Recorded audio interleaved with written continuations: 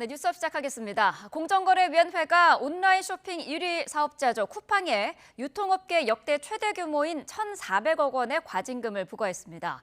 검색 순위를 조작해 소비자를 속였다는 게 이유인데요. 쿠팡은 상품 추천 행위를 모두 금지한다면 로켓 배송이 불가능할 수 있다고 반발하면서 법적 대응을 예고했습니다. 보도에 오인석 기자입니다.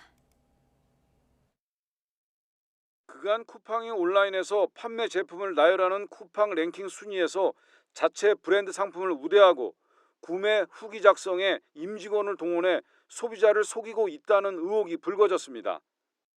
순위나 자사의 제품들을 앞에 노출시키기 위해서 순위나 이용 후기를 조작하는 행위는 심각한 소비자의 기만 행위라고 볼 수 있습니다. 공정위 조사 결과 쿠팡은 PB 상품과 직매입 상품 판매를 늘리기 위해 검색 순위 알고리즘을 조작했습니다. 특정 상품의 점수를 1.5배 가중하는 등 순위를 인위적으로 조정하는 방식으로 자기 상품을 검색 순위 상위에 올렸습니다. 알고리즘 조작으로 쿠팡의 PB 상품들은 검색 순위 100위 밖에서 1, 2위로 수직 상승했습니다. 이 같은 방법으로 2019년 2월부터 현재까지 최소 6만 개가 넘는 자기 상품이 검색 순위 상위를 차지했습니다. 이는 자기 상품 노출수가 43%, 총 매출액은 76%나 크게 증가하는 결과로 이어졌습니다. 반대로 쿠팡에서 중개 상품을 판매하는 21만 개 입점업체는 알고리즘 조작 이후 자신의 상품을 검색 순위 상위에 올리기 어려워졌습니다. 임직원을 동원한 구매 후기 작성 사실도 드러났습니다. 쿠팡은 2019년 2월부터 2,000명이 넘는 임직원들이 조직적으로 PB 상품에 긍정적 후기를 달고 평균 4.8점의 높은 별점을 부여했습니다. 실내로 캐럿 여성 원피스는 임직원 구매 후기 작성이 높은 별점으로 이어졌습니다. 이런 방식으로 7만 개가 넘는 구매 후기가 작성됐습니다. 공정위는 입점 업체와의 공정한 경쟁을 저해하고 소비자의 합리적 구매 선택을 방해했다며 쿠팡에 대해 유통업계 역대 최대인 1,400억 원의 과징금과 함께 검찰 고발 조치했습니다. 온라인 쇼핑몰 사업자가 알고리즘 조작과 임직원 구매 후기 작성과 높은 별점 부여를 통해 입점업체의 중개 상품을 배제하고 자기 상품만 검색 순위 상위에 올려 부당하게 소비자를 유인한 행위를 적발 제재하였다는 데 의의가 있습니다. 쿠팡은 공정위가 상품 추천 행위를 모두 금지한다면 3조 원의 물류 투자와 로켓 배송 상품 구매를 위한 22조 원 투자도 중단될 수 있다며 강력 반발했습니다. 또 과도한 과징금은 형평성을 잃은 조치라며 행정소송으로 법원에서 부당함을 적극 소명하겠다고 했습니다. YTN 오인석입니다. 네, 지난해 11월부터 전면 금지됐던 공매도가 내년 3월 31일부터 재개됩니다. 개인 투자자에게 불리했던 거래 여건은 개선하고 불법 공매도에 대한 처벌은 강화하기로 했습니다. 이형원 기자입니다. 공매도가 내년 3월 31일부터 재개됩니다. 공매도는 주가 하락에 베팅해 주식을 빌려 팔았다가 실제로 주가가 떨어지면 싸게 사서 갚아 이익을 내는 투자 기법입니다. 이 같은 공매도 거래의 92% 이상은 기관 투자자입니다. 개인 투자자들이 주가 하락 주범으로 공매도 세력을 꼽으며 반발해온 이유입니다. 여기에 글로벌 투자은행의 관행적인 불법 공매도까지 적발되면서 지난해 11월부터 전면 금지됐습니다. 최근에는 글로벌 투자은행들의 대규모 불법 무차입 공매도 사례가 적발되고 추가적인 불법 정황까지 발견되는 등 불법 공매도가 시장의 신뢰를 저하하는 엄중한 상황입니다. 이후 금융당국은 불법 공매도를 차단하기 위해 기관 투자자의 내부 잔고 관리 시스템 마련을 의무화했습니다. 이를 모두 재검증하는 중앙 전산 시스템은 내년 3월쯤 구축될 예정인데 이에 맞춰 재개 시점을 결정했습니다. 공매도 전산 시스템을 구축하여 공정한 가격 형성을 저해할 우려를 해소할 수 있도록 2024년 7월 1일부터 2025년 3월 30일까지 공매도 금지를 연장하기로. 공매도가 재개되면 기존과 달리 개인 투자자와 기관 투자자 거래 조건이 같아집니다. 기관도 상환 기간을 제한하고 개인 담보 비율은 낮춥니다.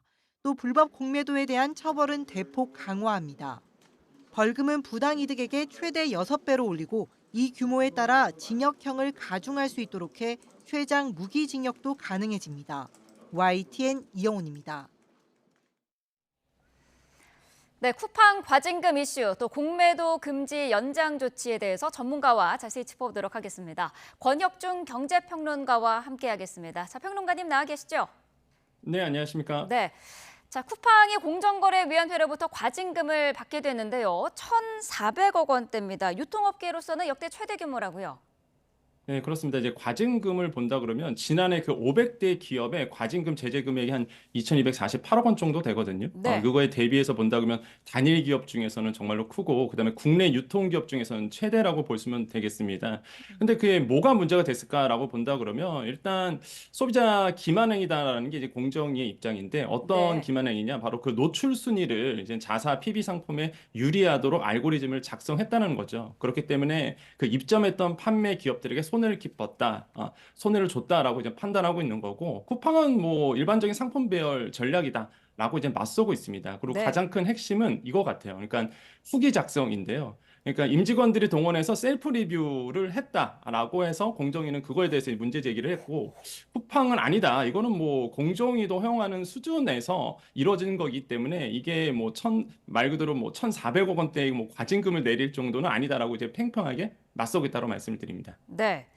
자, 쿠팡 측이 반발하면서 곧바로 항소할 뜻을 밝혔는데요. 양측의 입장이 엇갈리는 쟁점들을 좀 하나씩 짚어보도록 하겠습니다. 첫 번째가 일단 자사 브랜드를 내건 PB 상품을 쿠팡이 검색 알고리즘으로 더 자주 노출시킨 그런 부분인데요. 앞서서 말씀하신 것처럼 이른바 상품 진열, 오프라인과 온라인이 다르지 않은가의 문제인 것 같습니다. 어떻습니까? 네, 그렇습니다.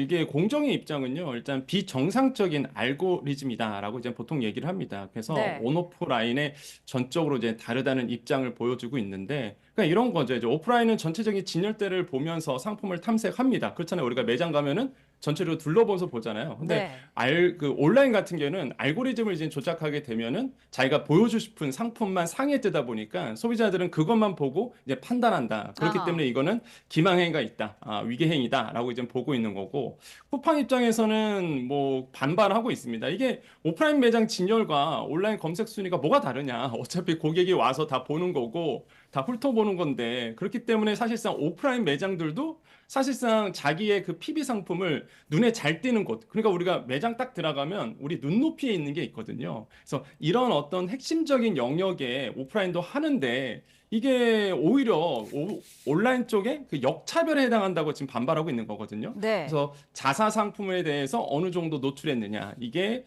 소비자의 기망행위냐, 그냥 소비자를 속였느냐, 이게 아마 지금 좀 팽팽하게 맞서 있고 이거 가지고 지금 논란이 되고 있다고 말씀을 드립니다. 네. 자, 이렇게 되면서 PB 상품은 많이 팔리고 있고 지금 입점 업체들은 피해를 보고 있다는 게 공정위의 내용이었는데 실제로 이 입점 업체들이 피해를 입은 내용들이 확인이 되고 있습니까? 그러니까 쿠팡은 그렇습니다. 이 부분에 대해서 아니다. 봐라. 이게 뭐 PB 상품만 잘 판매된 게 아니라 네. 보통 쿠팡은 PB 상품도 있고요. 그러니까 자사 제품도 있고요. 뭐 직매입 제품도 있겠죠. 그다음에 또 하나의 측이 뭐냐 그러면 이제는 다른 셀러들, 보통 이제 판매자들이 이게 입점해서 파는 그냥 소상공인 분들이죠. 네. 입점해서 파는 구조도 있는데 이런 분들도 매출이 다 늘었다. 그렇기 아하. 때문에 공정위의 논리는 맞지 않는다라고 이제 반발을 하고 있습니다. 근데 공정위의 입장은 또 달라요. 그거는 원래 온라인 시장에 그 당시에 폭발적인 성장이 있었던 때였기 때문에 PB 상품도 오르고 그 다음에 뭐 다른 제품도 당연히 매출이 올랐을 수밖에 없다. 그렇기 때문에 이게 마치 뭐 쿠팡이 뭐 기본적인 뭐 소상공인 분들이라든지 아니면은 그 입점해서 파시는 분들에 대한 어떤 뭐 베네핏을 줘서 그런 게 아니다라고 보고 있어요. 그래서 네. 지금 보면은 공정위가 이번 자료를 좀 보여줬는데 쿠팡이 19년과 2022년도 상품별 거래 비중을 보면은요, 직매입 매출이, 그러니까 직매입이라는 거는 쿠팡이 자사 제품이라든지 PB 상품 아니면은 대량으로 물건을 직매입해서 파는 것들이거든요. 네. 흔히 쉽게 이야기하면은 이제 로켓 배송에서 파는 것들 이렇게 보시면 되는데 이런 직매입 상품이 57%에서 65%로 증가됐다. 그런데 이제 자사 제품 PB 상품도 1.7에서 5.2로 증가됩니다. 반면에 이 입점업체에서 이제 입점업체이죠. 그러니까 중개에서 파는 겁니다. 하면 이런 비중이 40%에서 29%. 그러니까 일반 소상공인이라 보시면 돼요. 이 비중이 40에서 29%로 줄었다는 거죠. 네. 그렇기 때문에 사실상 쿠팡의 논리는 맞지 않는다라는 게 이제 또 공정위의 입장이라는 말씀을 드립니다. 네. 또 자사 제품에 쿠팡 임직원 2,000명을 동원을 해서 긍정적인 리뷰를 작성한 부분도 쟁점이 되고 있는데 여기에 대한 양측 입장은 어떻게 갈리고 있나요? 네, 공정의 입장은요, 이 리뷰 작성은 소비자 기만 행위다. 그리고 이제는 위계 행위다라고 보고 있는데, 뭐 네. 위계 행위란 거는 이제는 상대를 속여갖고요, 목적을 달성하는 행위 이렇게 이제 보시면 되는데 한마디로 이겁니다. 이제 핵심은 뭐냐면 쿠팡이 임직원들을 동원해갖고요, 거기다가 후기를 답니다. 자사 제품에 대해서, 직미 제품에 대해서, 그러니까 이거 너무 좋다. 이거 써보니까 너무 편하더라. 이렇게 이제 리뷰를 단 거죠. 네. 그래서 이제 공정위는 이게 소비자를 기망했다. 한마디로 속였다. 그다음에 속여서 목적을 달성했다. 이윤이겠죠, 결국에는. 그렇기 때문에 이건 문제가 있다라고 보고 있는 거고, 쿠팡 입장에서는 이제 이런 얘기를 합니다. 임직원 대상으로 이런 뭐 리뷰 작성 이벤트 하는 거는 제재 대상이 아니다. 공정위의 심사 지침에도 이런 임직원 체험단은 명백하게 허용하고 있다라고 이제 반박을 하고 있는데, 중요한 건 그거 같아요. 이게 임직원 이벤트인지, 그리고 임직원이 달았다는 거를 소비자들이 정확하게 알았는지가 중요한 것 같습니다. 왜냐하면 네. 소비자들은요, 사실 거기에 나오는 리뷰를 보고 판단하거든요. 저도 그렇습니다. 저도 이제는 뭐 자사 제품이라든지 아니면 거기에 있던 로켓 배송 상품들 같은 경우에 후기 이런 거 보고선 판단을 하는데, 네. 이게 임직원들이 썼는지 안 썼는지 이거를 내가 알았다 그러면 좀 더 소비자의 선택이 더 넓어질 수 있겠죠. 근데 그 부분이 노출이 안 되다 보니까 공정위 입장에서는 이거는 기망행위다. 이렇게 이제 판단을 하고 있습니다. 네, 그렇군요. 자, 소비자 입장에서는 사실 이 부분이 가장 관심일 것 같은데 쿠팡 측은 실제로 1,400원대의 과징금을 내면 현재 하고 있는 로켓 배송 서비스에도 차질이 생긴다. 이렇게 지금 이야기를 하고 있는데요. 자, 쿠팡이 이런 얘기를 하고 있는 배경은 어떤 건가요? 일단 뭐 아시겠지만은 C라고 보통 얘기하죠. 알리익스프레스, 테무. 굉장히 시커머스가 공격적으로 우리 시장에 진출하고 있습니다. 그래서 네. 쿠팡이 이제는 거기에 전략적으로 대응하기 위해서 우리나라에 3조 원을 투자하겠다. 뭐에? 물류센터를 2027년까지 더 세우겠다. 그러면 거기서 일자리가 생기고 고용이 창출이 되겠죠. 근데 이번에 이제 공정위의 제재가 들어옵니다. 그래서 이제 쿠팡이 만약에 이게 공정위대로 된다 그러면, 그 논리가 된다 그러면 우리는 3조 원 투자 못할 수도 있다. 그러면 고용이 안 일어나고 그냥 물류센터가 안 생기는 거거든요. 그렇기 때문에 이러한 어떤 부분을 굉장히 좀, 그렇죠. 사실 시장에서 보면 위협적으로 좀 느낄 수밖에 없는데, 그래서 쿠팡 입장은 그럽니다. 아니 PB 제품, 그 다음에 이제 자사 제품, 직미 제품에 대해서 이렇게 규제가 온다 그러면, 아니 그러면 이제는 로켓 배송 하지 말라는 얘기냐? 왜냐하면 네. 로켓 배송 자체가 그 자사 제품이라든지 직맥 상품이거든요. 음. 그러니까 자유롭게 뭐 추천할 수 있고 판매할 수 있는 거를 규제한다. 너무나 많은 규제다. 그렇게 되면 로켓 배송에 문제가 생기고, 로켓 배송에 문제가 생기면 물류센터 왜 세우냐 이거죠. 그래서 쿠팡은 그렇게 입장을 보고 있고, 공정위의 입장은 아닙니다. 이거는 여론 호도 행위다. 그래서 이게 일반적으로 추천 행위를 금지하는 거는 아니다라는 거죠. 한마디로 소비자를 속였던 부분은, 한마디로 임직원들이 댓글 달았는데 그게 임직원들이 댓글 달았는지 안 달았는지를 소비자는 모르잖아요. 네. 그래서 이런 어떤 부분에 대해서 뭐 투명하게 보여준다 그러면 문제가 되진 않겠죠. 그래서 이런 부분에 대해서 이제는 얘기하고 있고, 추천행위 그 자체를 금지하는 게 아니다라고 이제 공정위는 얘기하고 있습니다. 그래서 네. 이런 것도 지금 굉장히 좀 팽팽하게 맞서고 있고, 사실 위협적이긴 해요. 사실 그 쿠팡의 얘기가 막 이렇게 들어오면 물론 직접적으로 얘기는 안 하는데 쿠팡 입장에서는 이렇게 들어오면 우리는 투자 더 이상 단행할 수가 없다라는 게 사실 시장에서는 굉장히 압박으로 좀 다가오고 있다. 그리고 아하. 정부 입장에서도 그게 좀 압박으로 다가오지 않을까, 저는 좀 그렇게 생각을 하고 있습니다. 네, 그렇군요. 자, 아무래도 쿠팡 사용자들이 많아서 관심이 집중되는 이슈여서 가장 먼저 짚어봤고요.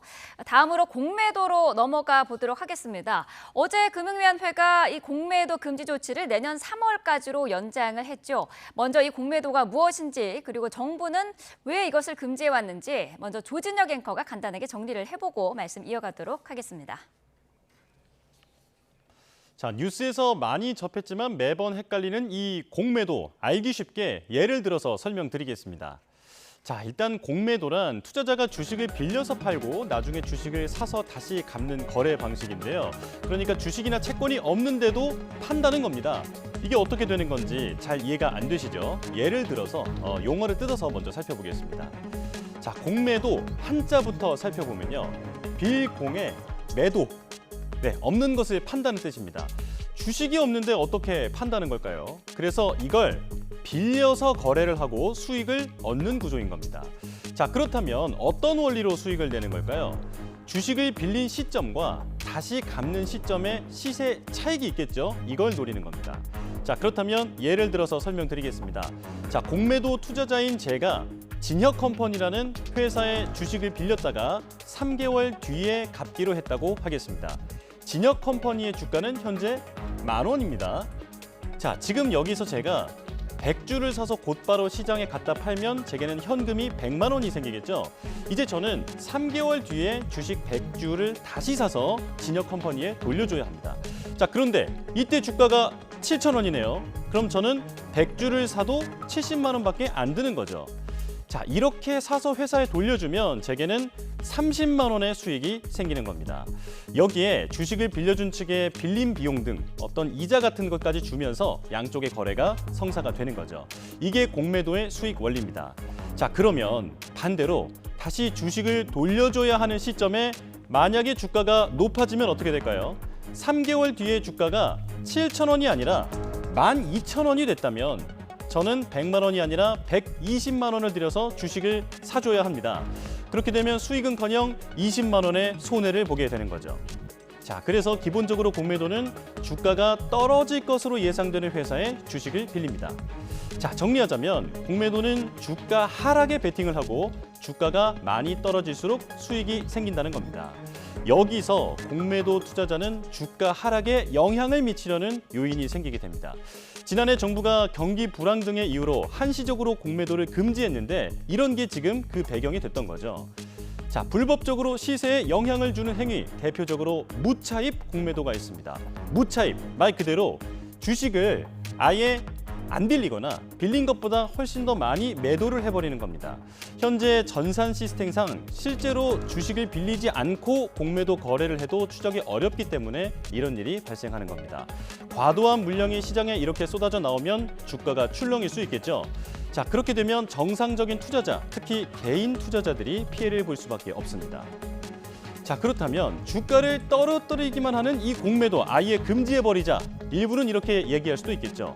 하지만 공매도는 증권시장에서 거품이 낀 회사나 회계 부정을 저지른 회사를 골라내는 옥석 가리기의 순기능도 있습니다. 2001년에 미국 에너지 기업 앨론의 회계 장부 조작, 그리고 2020년 제2의 테슬라로 불렸던 수소 전기차 기업 니콜라의 투자 사기 행각도 모두 공매도 투자자들이 밝혀냈습니다. 자, 이 때문에 정부는 무차입 공매도라는 역기능을 줄이고 순기능을 살리는 방향으로 공매도 전산 시스템을 구축한다는 계획인데요. 내년 3월 31일까지 완료하기로 했는데 그래서 공매도 금지 기간을 이때까지 연장하기로 한 겁니다. 자본시장을 왜곡하고 시장 질서를 어지럽히는 불법 행위가 사라질 수 있을지 주목됩니다. 네, 자, 공매도 내용 자세히 짚어봤는데요. 자, 평론가님. 먼저 우리 정부가 공매도의 금지 조치를 내년 3월까지로 연장하기로 했는데 그 배경은 어디에 있다고 보십니까? 일단 사실 그 무차익 공매도가 무분별하게 일어났다는 게 이제 눈으로 확인됐기 때문에 그렇습니다. 네. 작년이었어요. 사실 작년에 그 11월 달에 시장의 불확실성이 굉장히 높아진 시기가 있었습니다. 그게 뭐냐 그러면 이제 무차익 공매도가 발견이 됐어요. 글로벌 IB, 그러니까 투자은행 쪽에서 대규모 불법 공매도. 그러니까 이제는 아까 뭐 리포트에도 나왔지만은 빌리지도 않아놓고선 매도했던 이 무차익 공매도가 사실 밝혀졌거든요. 네. 그래서 실제 9개사에 2,100억 원의 이제 무차익 공매도가 적발이 됐고 이거에 대해서 과징금까지도 내린 상태였습니다. 그러다 보니까 시장이 너무 혼란한 거예요. 사실상 무차익 공매도는 불법이거든요. 근데 유명 이런 어떤 투자은행 쪽에서 무차익 공매도를 했다는 게 굉장히 그 개인 투자자 입장에서는 충격적이었고 그게 또 눈으로 확인되다 보니까 그래서 이제 개인 투자자들이 그 당시에 이제는 공매도의 전면 금지에 대해서 이제 요구하게 됐고 그게 계속적으로 이제 연장된 겁니다. 근데 이제는 무차익 공매도를 막기 위해서는요 전산 시스템이 나와줘야 되거든요. 네. 근데 아직 전산 시스템이 구축이 안 됐어요. 그게 이제 아하. 내년 3월까지 정부의 계획은 내년 3월까지 구축하겠다. 그러면 그 사이에 만약에 공매도 금지를 풀어버리게 되면은 또 무차익 공매가 나올 수도 있고요. 그렇게 되면 개인 투자자들에게 큰 혼란을 줄 수가 있겠죠. 그래서 정부는 전산 시스템이 구축되기 전까지 계속적으로 이제 공매도 금지를 연장하겠다라고 지금 밝혔습니다. 네. 자, 어쨌든 우려스러운 부분에 대해서는 탄탄히 좀 준비를 하겠다 그런 입장인 것 같은데 특히 이번 개선안을 통해서 개인과 기업 간의 기울어진 운동장 바로잡기에도 나선다고요. 그렇습니다. 기울어진 운동장이 맞아요. 사실 공매도 측면에서 본다 그러면 왜 그러냐면 두 가지 측면이 있습니다. 이 상환 기간과 담보 비율이라는 게 있는데 예를 들어서 대차 그러니까 이제 기관이 공매도를 합니다. 그러면요 이 대차에서 기간 제약이 없습니다. 무슨 얘기냐면 상환 기간이 무제한이에요. 사실상. 왜 그러다 보니까 언제든지 내가 그 물량을 잡고 있다가 주가가 떨어질 때 사실상 갚아버리면 되거든요. 네. 그러니까 언제까지 갚어 이게 없어요. 상환 기간이 무제한이다 보니까. 그래서 이번에 이게 문제가 돼서 개인 투자자들이 요구했던 것처럼 이 기관 투자자들도 대차 공매도죠. 그래서 개선을 한 게 90일까지. 예, 90일까지 상환 기간을 뒀고 연장은 최대 12개월까지. 그러니까 이게 개인 투자자들과 똑같습니다. 개인 투자자들은 딱 90일이거든요. 네. 그러니까 90일 안에 상환을 해야 돼요. 그러면 뭐 정말로 잡고 싶은데 더 공매도에서 물량을 대차 잔고를 낳고 싶은데 계속 이걸 잡아줄 수가 없거든요. 그러면 손해를 보고 팔 수밖에 없는 부분도 있어요. 주가가 더 오르게 되면. 그래서 사실 이게 그럼 기관과 개인 투자자들의 너무 기울어진 운동장이다. 이 얘기를 이제 평판을 맞춘 겁니다. 그래서 기관 투자자들과 똑같이, 그러니까 개인 투자자들과 똑같이 해서 90일 딱 상환 기간 정하고 연장도 최대 12개월까지 딱 정했고요. 그다음에 담보 비율도 사실 기울어졌었죠. 그러니까 왜 그러냐면 기관 투자자들은 담보 비율이 105%입니다. 그러니까 사실상 담보 비율이 개인보다 적어요. 개인은요 120%를 담보 비율로 갖고 있어야 됩니다. 그럼 네. 더 많은 돈을 사실 담보 비율로 갖고 있어야 되거든요. 아니 같은 공매도인데 왜 기관과 개인 투자자들이 차이를 두냐 이거죠. 그래서 개인 투자자들이 요구했던 것이 이렇게 그러면 똑같이 만들어 달라. 그래서 이번에 바뀐 게 개인 투자자들의 그 담보 비율도 120%에서 105%로 이제 줄어들게 됩니다. 그러면 훨씬 더 많은 분들이 사실상 이제는 공매도에 나설 수 있는 여력이 생기죠. 그래서 이렇게 기울어진 운동장을 이제 평평하게 만들어 줬다. 그런 의미가 이번에 아마 제도에 담기지 않았을까 이렇게 생각을 해봅니다. 네. 자, 특히 이번에 내놓은 개선안 가운데 처벌을 강화한 부분도 눈에 띄는데 다른 나라와 비교했을 때 어느 정도 수준으로 볼 수 있을까요? 제가 개인적 생각은 처벌 그래도 약하다 이렇게 아하. 생각을 해보는데 네. 근데 왜 그러냐면 사실 지금 현행 같은 경우에는 그 뭐 만약에 무차익 공매도에서 불법적인 행위가 일어난다라고 본다 그러면 벌금이 한 3배에서 5배 정도 부당 이득에게 이번에 개선이 된 게 4배에서 한 6배 정도 이렇게 조금 늘어났죠. 네. 그다음에 이제 징역도 마찬가지입니다. 이게 보시면 50억 원 이상의 이제는 부당 이득이 있다 그러면은 최대 무기징역까지 내릴 수 있도록 이번에 개선이 됐는데 사실 외국 같은 경우에는요. 이게 뭐 미국 같은 경우 말씀드리면 무차익 공매도 같은 경우가 그러니까 무차익 공매도는 불법 공매도입니다. 불법적인 거죠. 이 무차익 공매도에 65억 원 이하의 벌금 및 한 20년 이하의 징역까지 적용을 하고 있고 그다음에 부당 이득도요. 10배예요, 10배. 그러니까 우리나라 지금 개선안보다 더 높죠. 그다음에 이제 영국 같은 경우는 벌금 상한선이 없습니다. 그러니까 무슨 네. 얘기냐?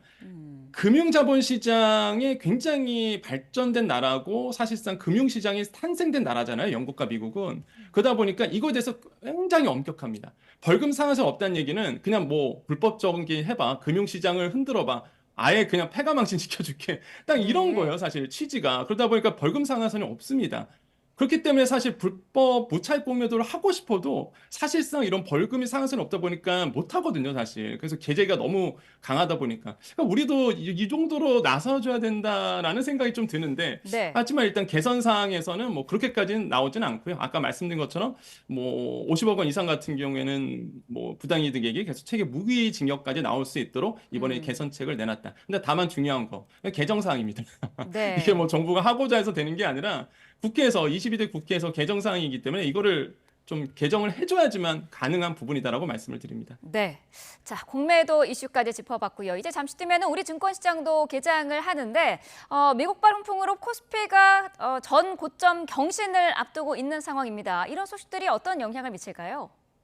전반적으로 보면은 뭐 괜찮은 그러니까 장점이 많은 사실 제도 개선이다 보니까 제가 봤을 때는 뭐 주식시장에 좋은 흐름을 이어갈 것이다라고 보고 있습니다. 근데 다만 요즘 주식시장이 워낙 그 테마성 중심으로 가는 시장이다 보니까 사실 뭐 무차익 공매도에 대한 제재가 들어왔다. 개인 투자들이 원했던 대로 갔다 그래서 뭐 직접적인 어떤 호재라든지 그렇게 보지는 않고요.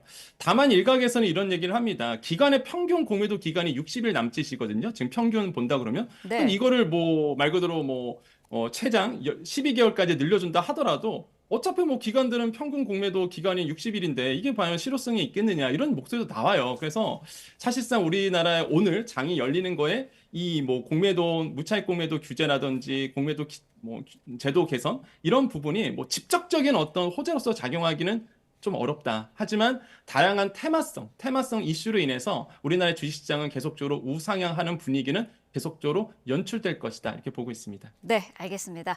자, 경제 관련 빅 이슈들 짚어봤습니다. 권혁준 경제평론가와 함께했습니다. 오늘 말씀 감사합니다. 네, 감사합니다. 네, 다음 소식입니다. 북한이 평양국제공항 활주로에 있던 비행기들을 옮긴 것으로 확인돼 이르면 이번 주 푸틴 러시아 대통령을 맞이할 준비가 됐다는 신호일 수도 있다고 미국의 북한 전문 매체 NK뉴스가 보도했습니다. NK뉴스는 지난 6일과 11일 위성사진을 분석한 결과 공항 터미널 건물 인근에 있던 북한의 고려항공 여객기들이 다른 곳으로 옮겨진 것으로 나타났다며 이같이 전했습니다. 북한은 앞서 지난 2018년 9월 문재인 전 대통령 방북 하루 전이나 러시아와 중국 고위 당국자들이 방문하기 하루 전에도 같은 조치를 했다며 대규모 대표단을 위한 공간을 마련하는 것으로 보인다고 NK뉴스는 분석했습니다. 네, 러시아 크렘린궁은 아직 방북 일정을 발표할 때는 아니라고 밝혔습니다. 북한과 러시아의 교류 강화에 중국은 원칙적인 환영 입장을 밝혔지만 서방에서는 우려의 목소리가 나오고 있습니다. 김지영 기자입니다. 지난달 푸틴 대통령의 북한 방문 계획을 공식 확인하며 일정은 때가 되면 발표할 것이라고 밝혔던 드미트리 페스코프 크렘린궁 대변인. 이제 방북 날짜를 말해줄 수 있느냐는 기자들 질문에 아직 아니라고 답했습니다. 페스코프 대변인은 북한과의 관계 발전을 강조했습니다. Северная Корея – это наш сосед. Это дружественная нам страна, с которой мы развиваем двусторонние отношения. Будем это делать и дальше по восходящей. Потенциал для развития наших двусторонних отношений очень глубокий. 또 서방의 우려에 대해선 이웃과 좋은 관계를 발전시킬 권리에 대해 누구도 우려해서는 안 되고 논란을 제기할 수 없으며 그래서는 안 된다고 믿는다고 덧붙였습니다. 앞서 러시아 매체는 이달 안에 푸틴 대통령이 북한과 베트남을 방문할 것이라고 보도했고 일본 NHK는 다음 주 초 방북이 논의되고 있다고 전했습니다. 지난해 9월 북러 정상회담 때 북러 사이의 일이라고만 언급했던 중국 외교부는 이번에도 원론적인 입장을 밝혔습니다. 다만 원칙적으로 환영한다며 미묘한 온도차를 드러냈습니다. 你提到的问题涉及到俄朝之间的双边交往安排，我对此不便评论。原则上讲，中方欢迎俄罗斯与相关国家巩固和发展传统友好关系。 반면 나토의 수장은 북러 밀착이 갈수록 더 심화하고 있어 우려스럽다는 입장을 내놨습니다. 스톨텐베르그 나토 사무총장은 북한은 러시아에 무기를 전달하고 러시아는 그 대가로 기술을 공유하고 있다며 한국을 비롯한 아시아태평양 파트너국과 더 긴밀히 협력하는 게 중요하다고 강조했습니다. YTN 김지영입니다. 네, 주요 7개국 G7 정상들이 러시아 동결 자산으로 우크라이나에 500억 달러, 우리 돈으로 69조 원을 지원하기로 합의했습니다. 러시아는 이에 대해 고통스러운 대가를 치르게 해주겠다며 강하게 반발했습니다. 홍주혜 기자입니다. 주요 7개국 G7 국기를 단 낙하산이 하나둘 지상으로 내려옵니다. G7 정상들이 이탈리아 동남부 브린디시에 모였습니다. 정상회의 테이블엔 우크라이나에 대한 지원 확대가 최우선 의제로 올랐습니다. 재작년 러시아가 우크라이나를 침공한 뒤 서방 각국에 묶여있는 러시아 금융자산을 어떻게 활용할지가 핵심입니다. 애초 미국은 아예 몰수하자고 제안했지만 유럽 국가들은 국제법 위반 소지가 있다며 난색을 표해왔습니다. G7 정상들은 결국 동결 자산에서 나오는 이자 수익을 담보로 500억 달러, 우리 돈 69조 원을 우크라이나에 지원하는 데서 절충점을 찾았습니다. It is a strong signal that we are sending to Ukraine that we will support Ukraine in its fight for freedom for as long as it takes. It is also a strong signal to Putin that Putin cannot outlast us. G7 정상회의에 2년 연속 초청된 젤렌스키 우크라이나 대통령은 한 발 더 나갔습니다. 러시아 동결 자산 3천억 달러 전체를 몰수하기 위해 절차를 고안해야 한다고 강조했습니다. 러시아는 즉각 반발했습니다. Подобный шаг не приведет Запад ни к чему хорошему. Противоправная инициатива, связанная с накачиванием киевского режима деньгами за чужой счет, чреватая окончательной разбалансировкой финансовой системы, разрушительными кризисами. 또 러시아 정부는 이번 합의에 대응할 거라며 고통스러운 대가를 치르게 해주겠다고 경고했습니다. YTN 홍주혜입니다. 네, 미국과 우크라이나가 G7 정상회의를 계기로 10년짜리 안보 협정을 체결했습니다. 바이든 미국 대통령과 젤렌스키 우크라이나 대통령은 현지 시간 13일 개막한 G7 정상회의에서 만나서 양자 안보 협정을 맺은 뒤 공동 기자회견을 열었습니다. 바이든 대통령은 미국은 우크라이나가 스스로를 방어하고 공격을 억제할 수 있도록 무기와 탄약을 지원하고 정보 공유를 확대하며 우크라이나의 방위산업 기지에 투자할 것이라고 말했습니다.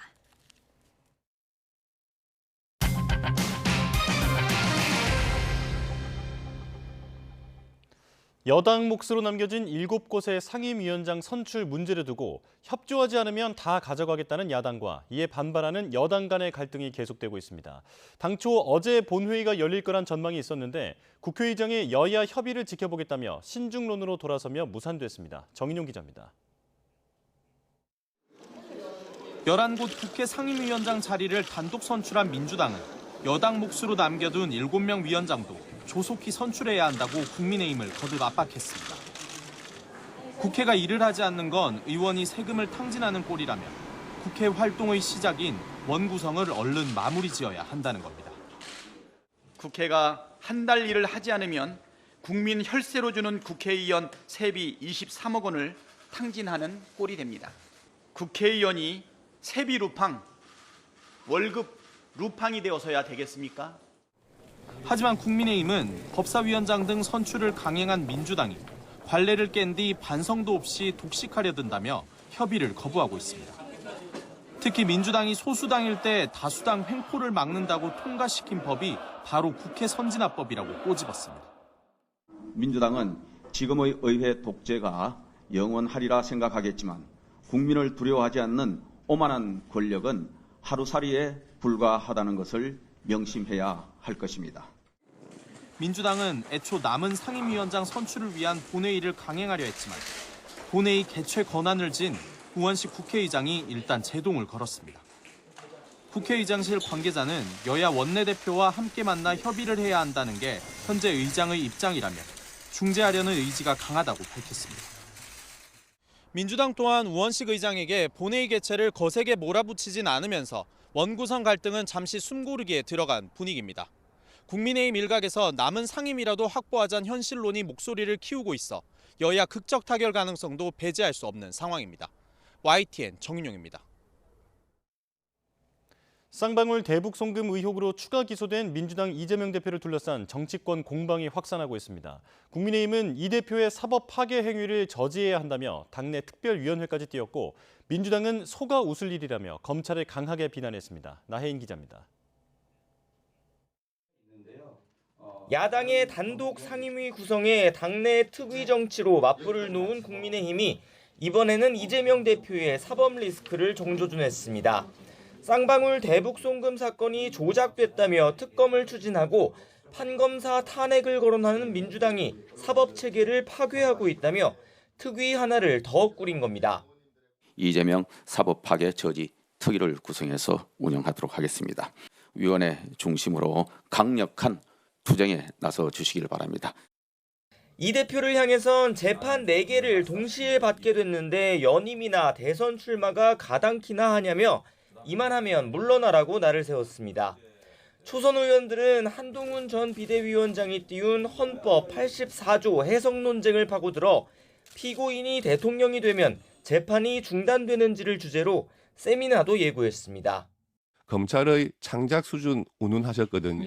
제1당의 대표께서 사법부에 대한 신뢰를 스스로 추락시키는 이런 말씀을 하시는 것도 굉장히 부적절하다고. 민주당은 이 대표 추가 기소의 근거가 된 이화영 전 부지사의 1심 판결을 반박하는 데 주력했습니다.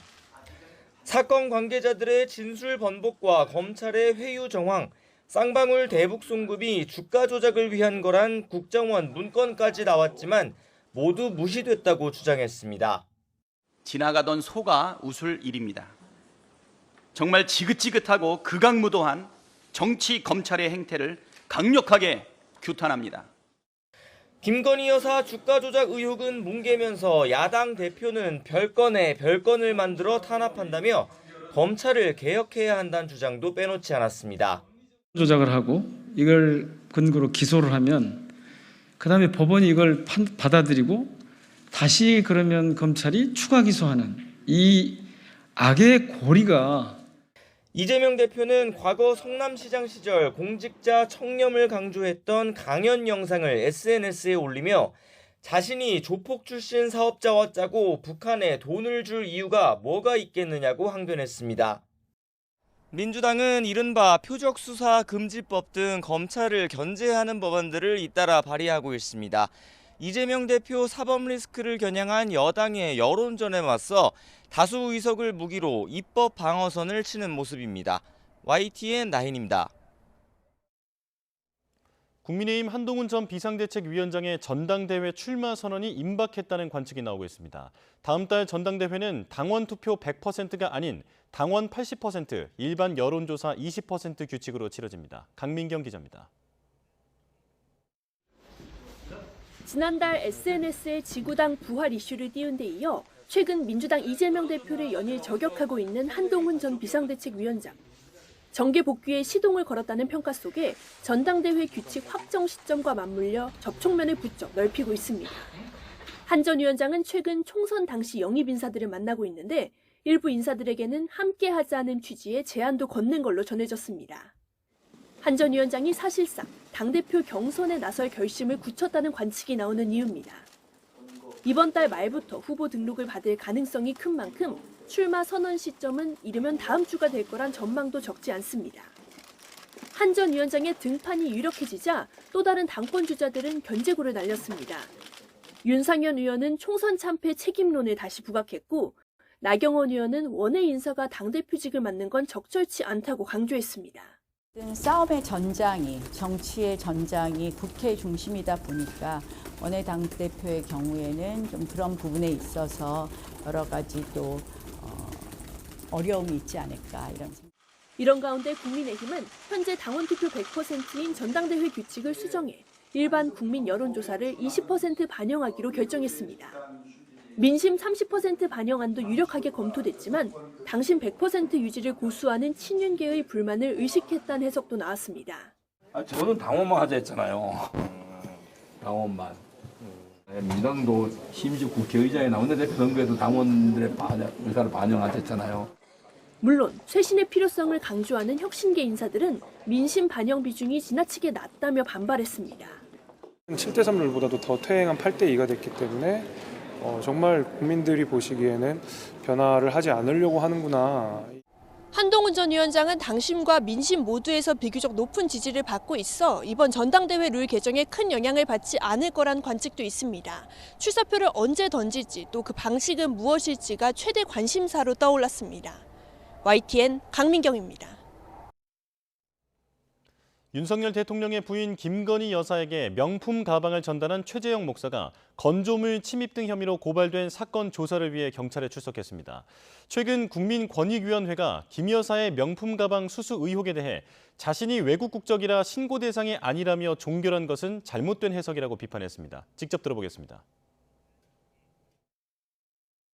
저를 한 번도 서면 조사나 대면 조사를 하지 않고 그래 급하게 6개월 동안 가만히 있다가 하필이면 대통령 부부가 해외 순방을 간 그날 급급하게 1시간 반 동안 설전을 벌려가면서 이 종결 처리를 했다고 하는 것을 듣고 저는 굉장히 분노했습니다. 물론 제가 외국인입니다. 미국 국적의 미국 시민권자지만 일반적인 외국인이 아니라 장관이나 외교부 장관이나 국가수반, 대통령, 수상 이런 분들을 말하는 외국인이지 일반 외국인이 아닙니다. 새만금 태양광 사업 비리 의혹을 수사 중인 검찰이 더불어민주당 신영대 의원 전 보좌관의 신병을 확보했습니다. 서울 북부지방검찰청은 그제 알선 수재 등 혐의를 받는 신 의원 전 지역 보좌관 A씨를 구속했습니다. A씨는 새만금 육상 태양광 발전 사업 브로커 B씨로부터 수천만 원 상당의 금품을 수수한 혐의를 받는 것으로 알려졌습니다. B씨는 A씨를 통해 사업 참여를 보장하겠다며 전기공사업체 대표에게 접근해 6천여만 원을 챙긴 혐의로 지난 4월 구속 기소됐습니다. 오는 8월 1일 퇴임하는 김선수, 이동원, 노정희 대법관의 뒤를 이을 새로운 대법관 후보가 9명으로 압축됐습니다. 대법관 후보추천위원회는 어제 회의를 통해 대법관 후보 55명 가운데 9명을 조희대 대법원장에게 재청 후보로 추천했습니다. 추천 후보 명단에는 법무법인 도울 소속의 조한창 변호사와 박영재 서울고법 부장판사, 노경필 수원고법 부장판사, 윤강열 서울고법 부장판사, 윤승은 서울고법 부장판사, 마용주 서울고법 부장판사, 오영준 서울고법 부장판사, 박순영 서울고법 판사, 이수견 특허법원 고법판사가 포함됐습니다. 네, 일본 오사카행 여객기가 기체 결함으로 무려 11시간 넘게 출발이 지연되면서 자정이 다 돼서야 공항을 떠났습니다. 기다림에 지친 승객들은 항공사가 제대로 된 설명조차 하지 않았다며 분통을 터뜨렸는데요. 일부 승객은 공황장애로 쓰러지기까지 했습니다. 김철희 기자가 보도합니다. 공항 게이트 앞에 모인 사람들이 큰 목소리로 항의를 이어갑니다. 항공사 직원이 성난 군중을 달래보려 애써보지만 역부족입니다. 이들은 모두 인천발 티웨이 항공 여객기를 타고 일본 오사카로 향할 예정이던 승객들입니다. 애초 항공기는 어제 정오쯤 이륙할 예정이었지만 기체 결함이 발견되면서 무려 11시간 넘게 출발이 지연되며 피해가 속출했습니다. 비행기 안에서 2시간이 지연됐단 말이에요. 공황장애가 있다고 내보내달라고 하면서 나가면서 발작을 하면서 쓰러지셨거든요. 티웨이 항공 측은 탑승을 포기한 승객들에게는 왕복 항공권 비용 전액을 돌려주고 일본으로 향한 승객들에게는 10만 원까지 택시비를 지원하기로 했습니다. 지난 12일 전북 부안군에서 발생한 지진으로 인한 피해도 계속 늘고 있습니다. 현재까지 접수된 시설물 피해만 401건에 달하는데 지역별로는 부안 지역이 331건으로 가장 많았습니다. 어제 저녁 8시 20분쯤 인천 성남동에 있는 캠핑카 제조업체에서 불이 났습니다. 소방은 신고 접수 30여 분 만에 관할 소방서 인력과 장비를 모두 동원하는 대응 1단계를 발령한 끝에 불을 껐습니다. 빈 공장에서 연기가 나고 있다고 신고가 들어왔는데 그 신고하신 분이 아마도 근처에서 공장에서 근무하시던 분이 아닐까 싶거든요. 이 불로 캠핑카 제조업체와 주변 자동차 용품 가게 등 건물 2개 동이 불에 탔지만 다친 사람은 없었습니다. 비슷한 시각 통영 대전 고속도로 무주나들목 근처를 달리던 8.5톤짜리 냉동 탑차에서도 화재가 발생했습니다. 50대 운전자가 스스로 대피해 다친 사람은 없었지만 차 뒷부분이 불에 타면서 소방 추산 1,500만 원의 재산 피해가 났습니다. YTN 김철입니다. 전남 신안 가거도 인근 바다에서 조업하던 어선이 뒤집혀 선장이 숨지고 외국인 선원 2명이 실종됐습니다. 해경은 이 어선과 충돌한 뒤 도주한 것으로 보이는 홍콩 상선을 붙잡아 조사하고 있습니다. 나현호 기자입니다. 망망대해 한복판에 어선이 바닥을 훤히 드러낸 채 뒤집혀 있습니다. 해경 잠수요원들이 수색 작업을 벌이기 위해 바닷속으로 뛰어듭니다. 전남 신안 가거도 북동쪽 해상에서 조업하던 어선이 뒤집힌 건 새벽 0시 반쯤. 부유물을 붙잡고 버티던 선원 6명은 해경이 구조를 요청한 민간 어선에 구조됐습니다. 하지만 심정지 상태로 발견돼 선장은 숨졌고 인도네시아 국적 선원 2명은 실종 상태입니다. 생존자들은 조업 도중 상선이 다가오는 것을 보고 경적을 울렸지만 결국 충돌했다고 진술했습니다. 해경은 사고 당시 항해 경로를 바탕으로 10,000톤에 가까운 홍콩 선적 상선을 특정했습니다. 컨테이너를 싣고 일본에서 중국으로 향하던 배인데 충돌 당시에 생긴 것으로 추정되는 흔적이 선체 앞부분에서 나왔습니다. 그런데 구상 선수 부분이라고 합니다. 그 부분이 가장 먼저 접촉을 하게 됩니다. 그 부분에 대해서 지금 아직까지 이제 사진상 채정만 해놓고 상선에 타고 있는 중국인 승선원 19명은 모두 해경의 진술 자체를 거부하고 있습니다. 해경은 가해 선박으로 지목된 홍콩 선적 상선을 전남 목포로 압송하고 항해 기록 장치를 분석하고 있습니다. 또 실종된 선원들을 찾기 위해 경비함정 21척과 항공기 9대를 동원해 수색 작업을 벌이고 있습니다. YTN 나연호입니다. 제주의 한 호텔 주차장 2층에서 차량이 난간을 뚫고 건물 밖으로 추락해 60대 운전자가 다쳤습니다. 차량이 식당과 주택 위로 떨어지면서 폭발이 난 듯 날벼락을 맞은 식당 주인은 놀라 쓰러졌습니다. 오선열 기자입니다. 영업 준비가 한창인 제주의 한 식당입니다. 식당 뒤편에 갑자기 부서진 콘크리트와 철근 등 건축 자재들이 우수수 떨어집니다. 폭발이 날까 주방에서 가스 밸브를 잠그고 서둘러 빠져나옵니다. 오전 7시 20분쯤 제주시 용담동의 한 호텔 주차 빌딩 2층에서 SUV가 건물 밖으로 추락한 겁니다.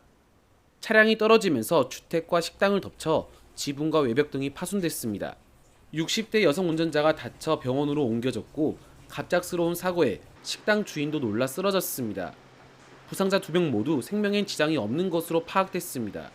재료 준비하는 과정에서 차가 갑자기 꽝 하는 소리가 굉음 소리가 나가지고 나는 가스 폭발인가 해가지고 그런 생각으로 달려왔거든요. 와보니까 밖에 실신 상태로 있었고 가게는 안내 들어와 보니까 이렇게 보다시피 엉망인 채로. 사고는 주차장에 들어선 차량이 2층으로 이동하는 과정에서 발생한 것으로 조사됐습니다. 운전자는 음주 상태는 아닌 것으로 확인됐습니다. 경찰은 차량 블랙박스를 확보하고 목격자 등을 상대로 운전자 과실과 급발진 여부를 조사하고 있습니다. YTN 오선일입니다. 전북 부안에서 발생한 강진으로 주택과 학교는 물론 국가문화유산까지 피해를 입었죠.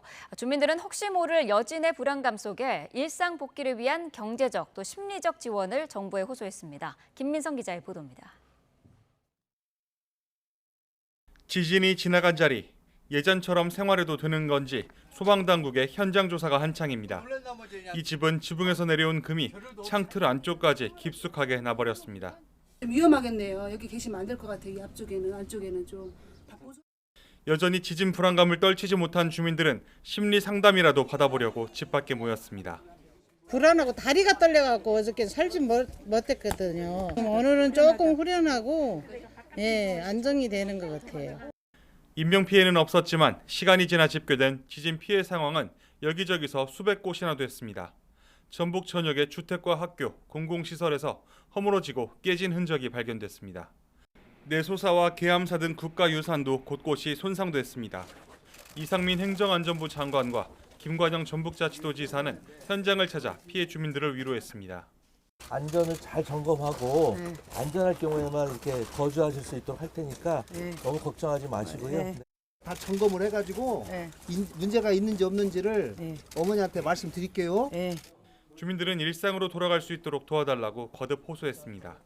가난한 사람한테만 보는 것 같아요. 정신적으로도 모든 것이 있고 편안히 잠잘 수 있도록 좀 도와주십시오. 정부는 시설물 위험도 평가를 빠르게 마친 뒤 다가오는 장마철 2차 피해로 이어지지 않도록 서둘러 복구에 나설 방침입니다. YTN 김민성입니다. 이번에 지진이 난 전북 부안 일대는 오래전에 형성된 지질대 3곳이 만나는 지점입니다. 비교적 안정된 곳으로 알려졌지만 역사적으로 지진이 발생했다는 기록도 남아 있었습니다. 장하영 기자입니다.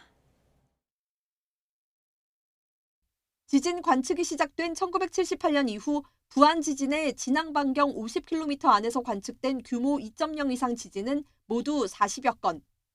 하지만 그 이전 기록을 살펴보면 이 지역에서 사람이 느낄 정도의 더 큰 지진이 많이 발생했다는 걸 알 수 있습니다.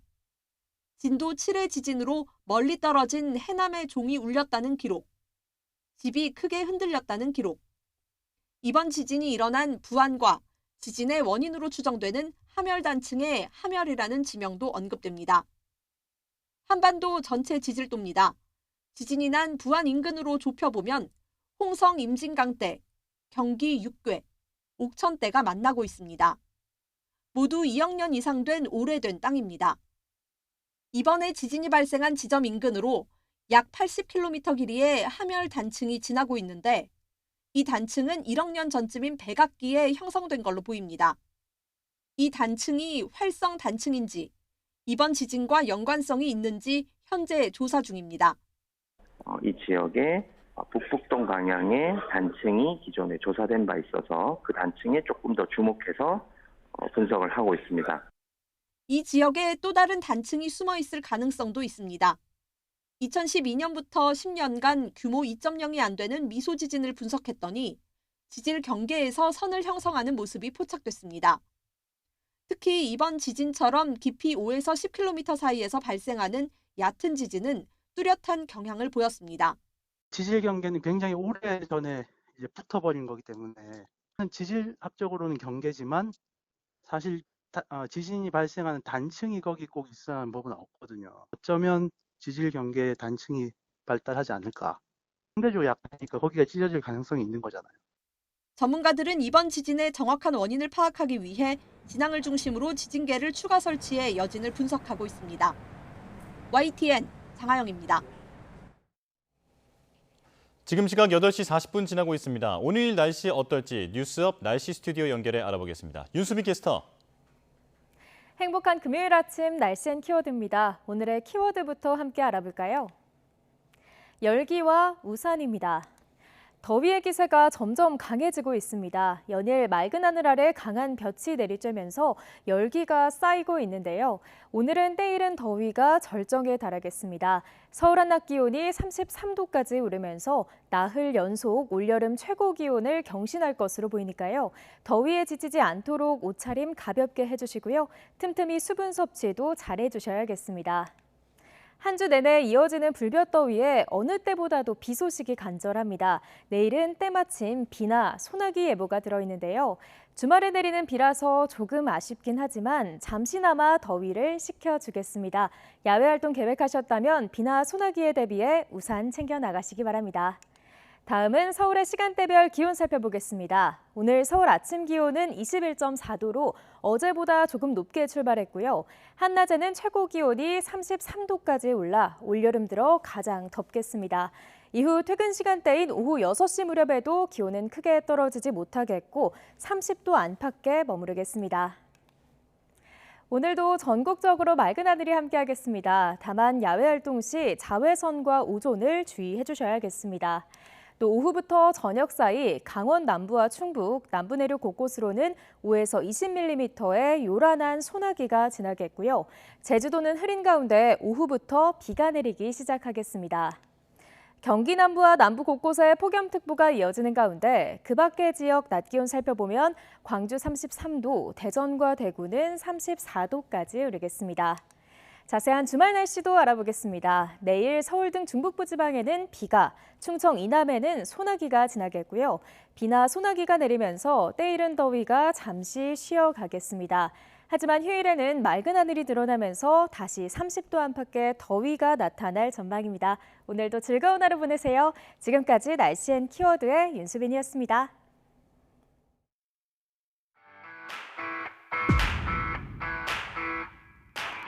낮 최고 기온도 매일 높아져 어제 경남 의령 36.9도, 광주와 정선 36.2도. 날씨 너무 덥고 더워가지고 좀 힘들어요.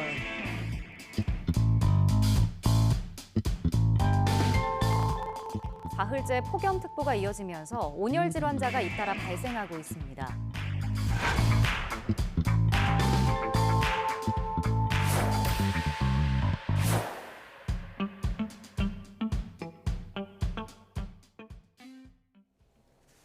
네, 이제 겨우 6월인데 연일 불볕더위가 기승을 부리고 있습니다. 온열 질환자도 지난해보다 30% 이상 많이 발생했다고 하는데요. 무더위 속 주의해야 할 질환도 많습니다. 전문가와 함께 주요 질환과 건강 지킬 방법 알아보도록 하겠습니다. 허양임 분당차병원 가정의학과 교수 화상으로 연결합니다. 교수님 나와 계십니까? 예, 안녕하세요. 네, 감사합니다. 자, 올여름 시작부터 더위가 심상치 않습니다. 오늘도 대부분 30도를 넘는다고 하는데 벌써 온열 질환 환자가 70명 넘게 발생했다고 하더라고요. 자, 이 온열 질환이라는 게 대표적으로 어떤 질병이 있고 증상은 어떤지 설명해 주시죠. 예, 요즘처럼 날씨가 매우 더운 폭염일 상황에서 뜨거운 환경에서 장시간 있는 동안 두통이나 어지럼증, 근육 경련이나 피로감, 의식 저하 같은 증상이 나타나는 상황을 이제 온열 질환이라고 얘기하고요. 대표적인 질환에는 일사병이나 열사병 등이 있습니다. 그렇군요. 자, 지난달부터 더운 날씨가 아주 반복이 되고 있는데 6월인데 폭염특보가 내려지기도 하지 않았습니까? 자, 현장에서 이런 온열 질환 환자분들을 많이 보셨을 텐데요. 최근 들어서 온열 질환자 발생이 점점 더 빨리 그리고 또 많아진다고 느끼십니까?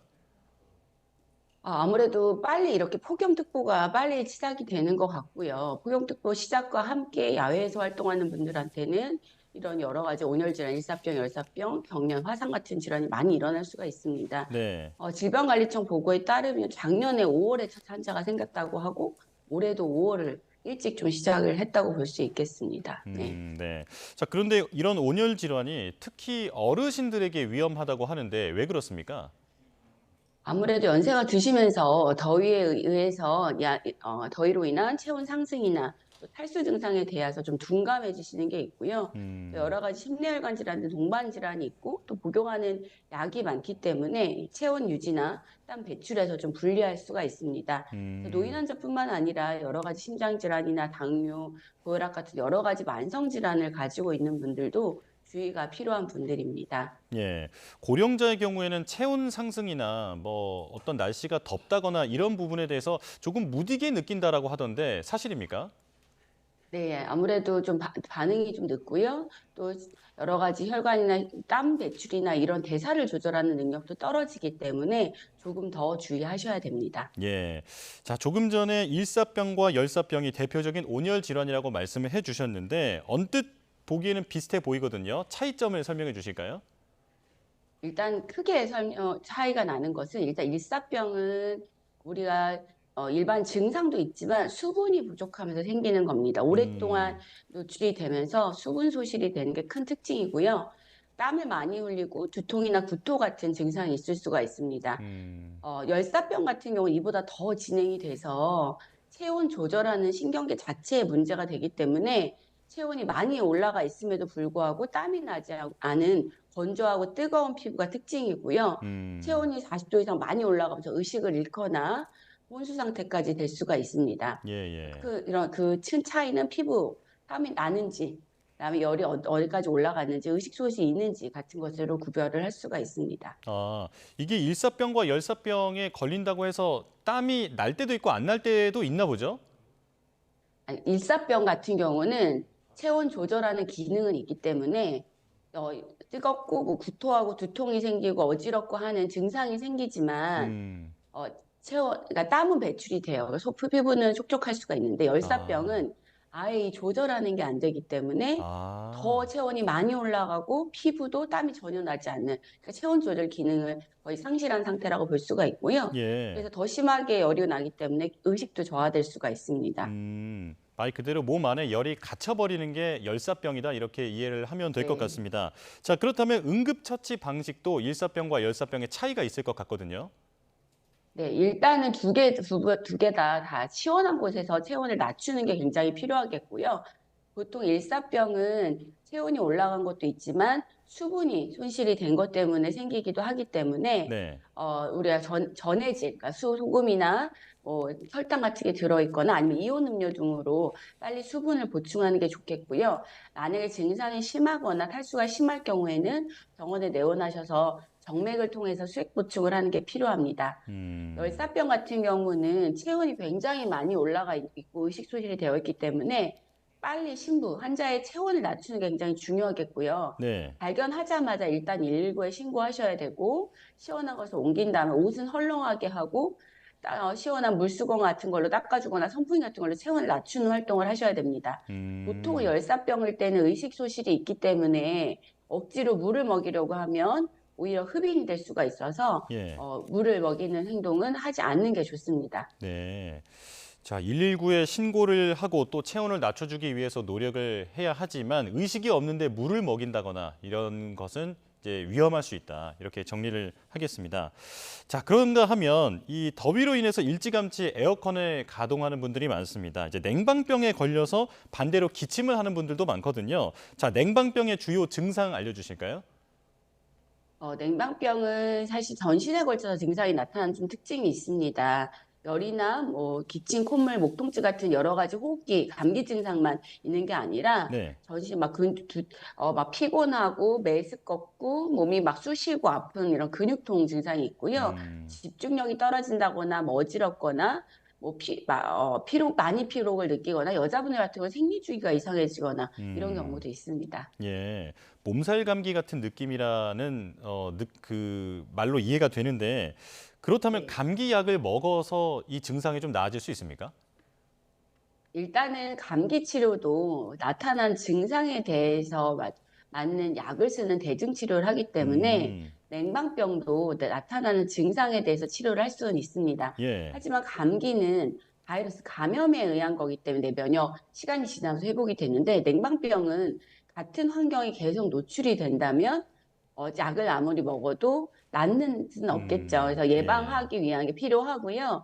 사실 이렇게 외부와 차이가 많이 나는 환경에서 오랫동안 지속이 있다 보면 내가 면역 저하가 되면서 감기가 같이 생기기도 하기 때문에 증상에 맞춰서 구별해서 약을 쓰고 다만 주변 환경의 개선을 하는 것에 대한 관심을 가지실 필요가 있습니다. 예, 바이러스가 아닌 환경 때문에 발생하는 게 냉방병이기 때문에 너무 차갑게 냉방기기를 사용하는 건 좀 자제해야겠다는 생각이 드는데요.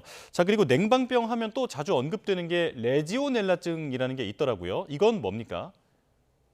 레지오넬라증은 레지오넬라 균에 의해서 감염이 되는 건데요. 특히 이제 대형 건물의 냉방 설비용 냉각탑에 허식하고 있다가 에어컨을 틀면서 균이 착 퍼지는 거죠. 그런 보통 면역이 떨어져 있는 분들한테 침투하기가 쉽습니다. 레지오넬라균 같은 경우는 폐렴으로 진행될 경우에는 치사율이 한 39%에 달한다고 얘기하는 무서운 질환이고요. 초반에는 감기랑 크게 차이가 나지 않습니다. 보통 두통이나 근육통, 오한, 발열, 복통, 설사 같은 증상이 있을 수가 있습니다. 예. 자, 그러면 그 온열 질환을 예방하는 방법과 함께 이런 더운 여름철에 건강을 지킬 수 있는 팁들에 대해서 알려주실까요? 네, 일단 온열 질환일 때는 이런 폭염 상황에서는 야외 특히나 여러 가지 아까 노약자, 특히 만성 질환 있는 분들은 12에서 5시 사이 가장 뜨거울 때 외출을 삼가하시는 게 좋고요. 예. 또 외출을 하시더라도 큰 모자를 쓴다든지 긴팔 옷을 입는다든지 해서 햇빛의 노출을 줄이고 또 수분 섭취를 자주 하시는 게 좋고 어쩔 수 없이 야외 활동을 하신다면 시원한 곳에서 충분한 휴식을 중간중간에 꼭 하시는 게 좋습니다. 또 냉방병 같은 경우에는 예방하기 위해서는 일단 실내와 실외에 기온차가 많이 나지 않게 냉방기구를 사용하시는 게 좋고요. 보통 5도에서 8도 이내로 이제 유지하시는 게 좋습니다. 그리고 만약에 이제 주변 같이 사용할 때 느끼는 이제 온도가 다르기 때문에 나는 춥다라고 느낀다면 담요를 덮는다든지 긴팔 옷을 입는다든지 해서 본인의 체온 관리를 좀 하셔야 될 것 같고요. 또 냉방병도 마찬가지 수분 섭취를 잘 하시는 게 중요하고 차가운 물보다는 미지근한 물을 수시로 드시는 게 좋습니다. 또 에어컨 필터 청소도 잘 하시는 것이 레지오넬라균 예방하는 것에도 도움이 되겠습니다. 네. 자, 그리고 여름철에 주의해야 할 질환 또 하나가 있는데요. 최근에 보도를 보면 호흡기 감염병인 백일해가 급증하고 있다고 합니다. 이게 100일 동안 기침하는 병이라는 뜻이라고 하는데 어떤 증상이 나타납니까? 네, 맞습니다. 이 백일해는 이름 자체가 기침을 굉장히 심하게 한다는 뜻에서 백일해라는 이름이 붙어져 있는데요. 보르테렐라 백일해 균에 의해서 감염인 호흡기 질환입니다. 이 특징적인 기침이 있는데 계속 호기에 기침을 하다가 내쉬면서 기침이 나다가 갑자기 들이쉴 때 흡하고 들이쉬는 기침의 특징이 있다고 알려져 있고요. 발작성 기침을 심하게 합니다. 보통은 굉장히 오래 연령이 낮을수록 사망률이 높기 때문에 굉장히 주의가 필요하고 이 법정 감염병에 들어가겠습니다. 예. 전파력도 굉장히 강하기 때문에 100일에 걸린 사람 주변에 있으면 걸리게 되고요. 소아가 위험해서 요즘에는 아이를 돌보는 분들은 반드시 백신 접종을 하게 하기도 합니다. 국내 100일에가 예전에 소아 아동 같은 경우에는 기본 접종이면서 주의를 많이 감염이 되지 않았는데 최근에 급증하고 있는 특징이 있어서 어린 아이들을 돌보는 분들은 더 주의가 필요하실 것 같습니다. 예, 이게 증상이 혹시 심해지면 면역력이 약하거나 어린아이 같은 경우에는 사망에도 이를 수 있습니까? 네, 그럴 수 있습니다. 성인이 주로 100일에 걸리면 본인 성인은 약간 가벼운 감기나 심하더라도 치료가 되는데 아이들 특히나 나이가 어릴수록 사망률이 굉장히 높아질 수 있는 질환이라서 주의가 필요하고요. 예. 그래서 어른들은 또 균만 가지고 있고 본인은 증상이 없는 경우도 있습니다. 그래서 아이를 많이 접촉하는 분들이 굉장히 주의를 하셔야 되는 질환입니다. 예, 전파력도 강하다고 말씀을 해주셨으니까 아이가 있는 집에서는 특히 조심해야 할 것 같습니다. 자, 그런데 기침이라고 하면 감기와 헷갈릴 수 있을 것 같거든요. 어떤 차이가 있습니까? 100일에는 사실 굉장히 심한 기침, 약간 특징적인 기침 양상이 있다고 말씀을 드렸어요. 네. 처음에는 뭐 결막염, 가벼운 발열 이러다가 기침을 굉장히 심하게 하면서 감기증 시작하고 나서 보통 감기는 일주일에서 열흘이면 보통 낫는데 2주가 지났는데 기침이 굉장히 심하게 하고 아까 막 내쉬는 기침을 막 심하게 하다가 마지막에 흡하고 배가 들이쉬는 기침 하는 양상이 좀 특징적이라고 볼 수가 있고요. 심하게 지속이 되다 보면 호흡이 잘 안 된다든지 애들이 얼굴이 창백해지는 청색증이 생긴다든지 너무 기침을 심하게 하다가 비출혈이나 그러니까 코에서 피가 난다거나 눈 쪽에 부종이 생긴다거나 하는 증상도 생길 수가 있습니다. 예, 2주 이상 기침이 길어지고 특히 특징적인 것은 숨을 들이쉴 때도 기침을 하게 되는 숨이 막히는 그런 경우가 있다. 잘 관찰을 해야겠습니다. 자, 그렇다면 이 100일해 어떻게 예방해야 할까요? 가장 중요한 예방법은 백신을 접종하시는 건데요. 아이들은 예방접종 스케줄에 따라서 반드시 예방접종을 하셔야 되고요. 가족, 어린아이를 돌보거나 어린아이가 있는 집에서는 밀접한 접촉을 할 수 있기 때문에 어른들도 성인이 돼서 예방접종을 하셔야 됩니다. 요즘은 화상풍만 10년이 아니라 성인이 돼서도 화상풍 예방접종을 할 때 한 번쯤은 100일에가 섞여 있는 예방접종을 하도록 권고하고 있고요. 네. 요즘은 아이를 출산을 할 때 산부인과에서 얘기를 많이 해주시는지 저희 외래에도 손주 돌보겠다 아니면 애를 낳는다 이러면서 100일에 예방접종을 하시는 분들 많습니다. 또 하나는 개인위생 관리가 굉장히 중요하겠죠. 예. 손을 자주 닦는 것, 그리고 만약에 내가 기침을 한다면 주변 사람한테 비말이 튀지 않도록 하는 것, 그리고 여러 사람이 사용하는 공간에선 주로 환기를 자꾸 해서 균이 실내에 오래 머무르지 않도록 하는 게 중요하겠고요. 또 이 100일에 치료하는 항생제가 있습니다. 그래서 아이가 증상이 의심이 된다면 병원에 빨리 내원하셔서 빠른 치료를 받는 게 중요하겠고요. 만약에 100일의 환자가 집에 있다고 하면 일단 격리가 기본이고 또 감염이 좀 의심이 된다 이러면 그 항생제를 미리 예방적으로 복용을 할 수도 있습니다. 네, 전체적으로 어떤 코로나19 같은 그런 예방책으로 기억을 하는 게 기억을 하기가 좀 쉬울 것 같습니다. 자, 끝으로 휴가철에 주의할 점을 좀 간단히 여쭤보고 싶은데요. 요즘에 그 일본에서 그 STSS라고 하는 아주 어려운 이름의 질병이 유행한다고 하는데 이게 치명률이 높다고 하더라고요. 어떤 점을 주의해야 할까요? 네, 이게 STSS가 이제 스트랩토코칼 톡식 쇼크 신드롬이라고 하는 거예요. 줄임말인데요. 네. 스트랩토코커스라고 하는 화농성 연쇄상 구균에 감염이 됐는데 이게 전신 근육 같은 데도 감염을 일으키면서 전신체 폐혈증을 일으킬 수 있는 질환을 얘기합니다.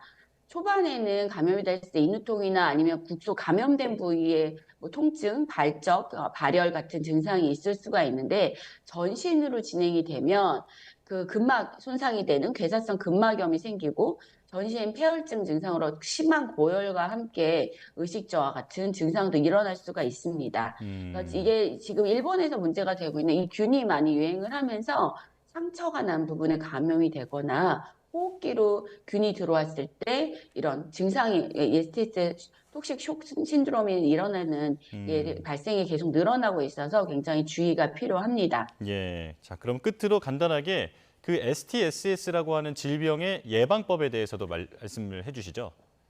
일단 접촉을 안 하는 게 중요한데요. 일단 공동으로 사용하는 장소에 가거나 뭘 만지고 나면 손을 잘 닦는 게 기본이겠고요. 네. 또 상처가 생기지 않도록 관리하는 게 중요하겠고, 만약에 상처 부위에 상처가 생긴다면 소독을 굉장히 잘하고, 감염 증상이 있다면 즉시 병원에 내원하셔서 균이 더 퍼지는 것을 예방하기 위한 치료를 하셔야 합니다. 네. 휴가 중에 만약에 상처가 나거나 하면 이런 부분들은 반드시 병원에 내원해서 제대로 치료를 받는 게 중요하겠습니다. 자, 허영임 분당차병원 가정의학과 교수와 함께했습니다. 고맙습니다. 네, 감사합니다.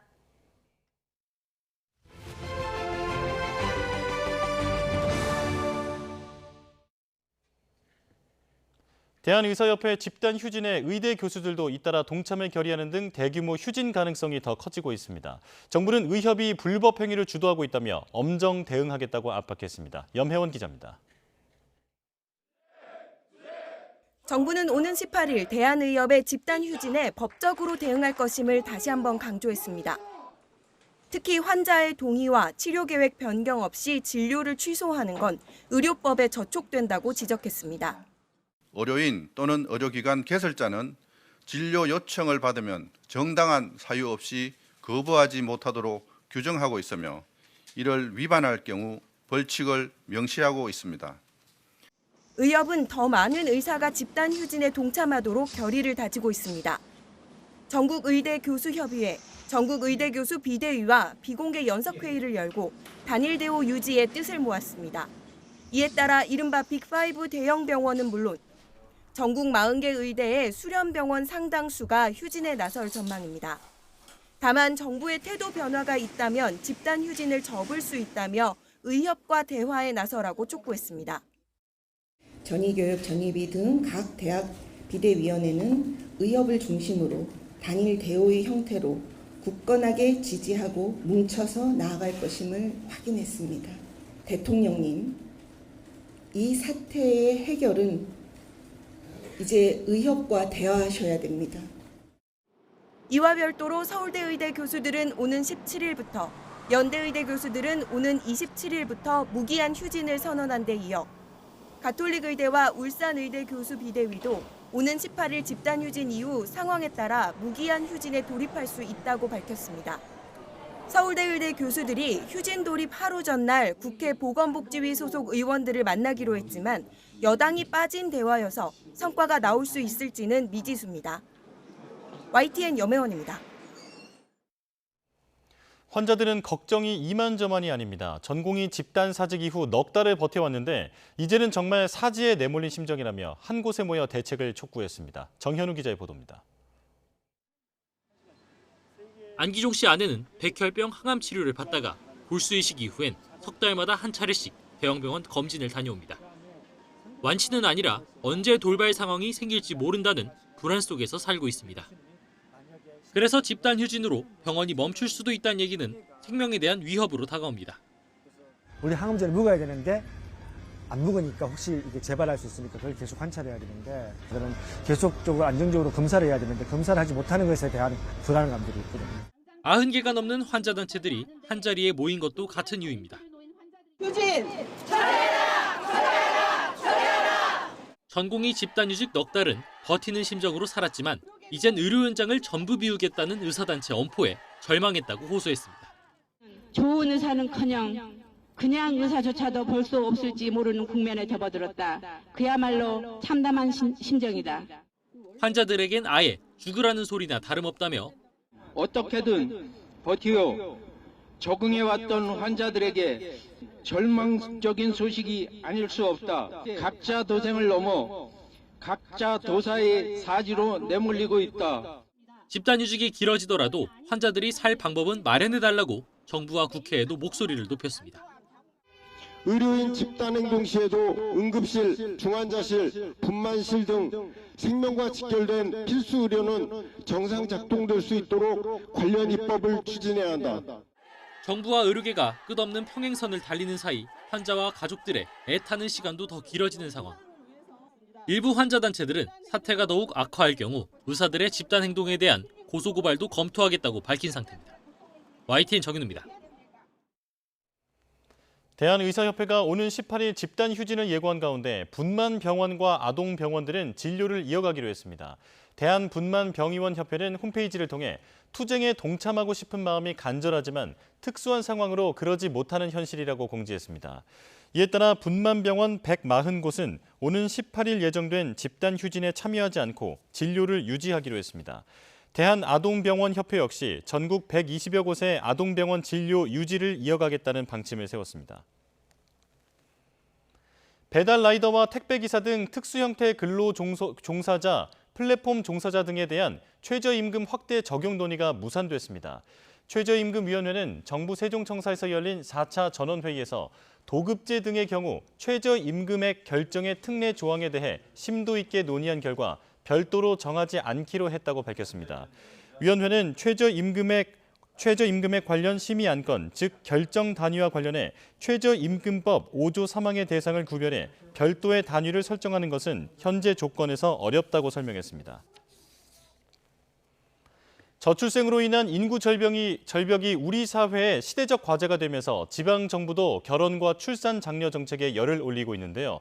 지자체가 주선한 행사에서 만난 남녀가 첫 결실을 맺었습니다. 차정윤 기자입니다. 다음 달 결혼을 앞둔 30대 예비신랑 최성진 씨. 신부감을 찾은 곳은 지난해 11월 지자체가 마련한 미팅 행사였습니다. 5시간 동안 미혼 남녀 100명이 대화를 나누며 만나는 자리였는데 단번에 운명의 상대를 찾았습니다. 처음 갔을 때부터 만나가지고 눈에 확 들어왔는데 이제 대화도 해보고 하면서 서로 맞고 되게 통하는 게 많았던 것 같아요. 신부는 아들이지만 저는 딸을 생각하고 있습니다. 최근 지자체들이 결혼 장려 정책으로 직접 2030 남녀 만남 주선에 나서면서 지역 청년들의 호응을 얻고 있습니다. 혼인율이 떨어지는 건 집값이나 결혼 비용 등 경제적 부담 때문이라며 시대착오적 정책이라는 지적도 있었지만 참가비 무료에다 지자체 검증을 거쳐 상대를 믿고 만날 수 있다는 장점 덕분에 성남시 행사 지원율은 올해 6대2를 기록했습니다. 외신들도 주요 뉴스로 다루며 배우자를 찾도록 돕는 지방정부의 역할을 조명하기도 했습니다.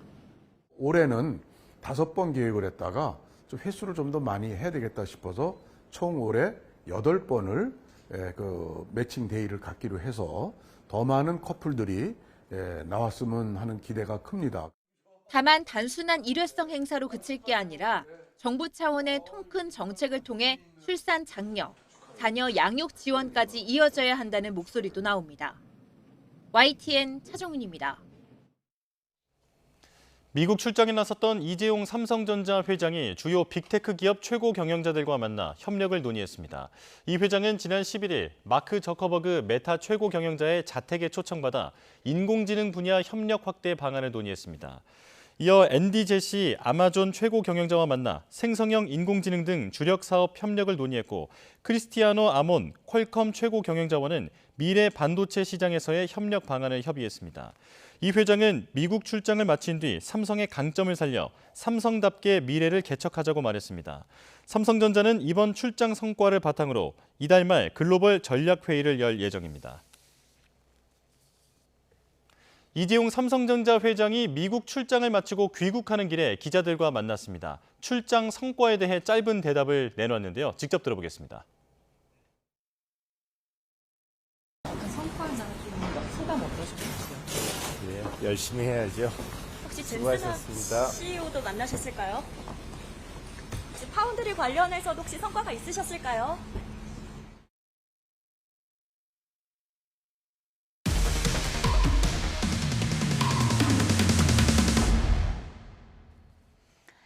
네, 한 남성이 지하철에서 치마를 입고 승객들을 위협하며 돈을 빼앗은 혐의로 경찰에 붙잡혔습니다.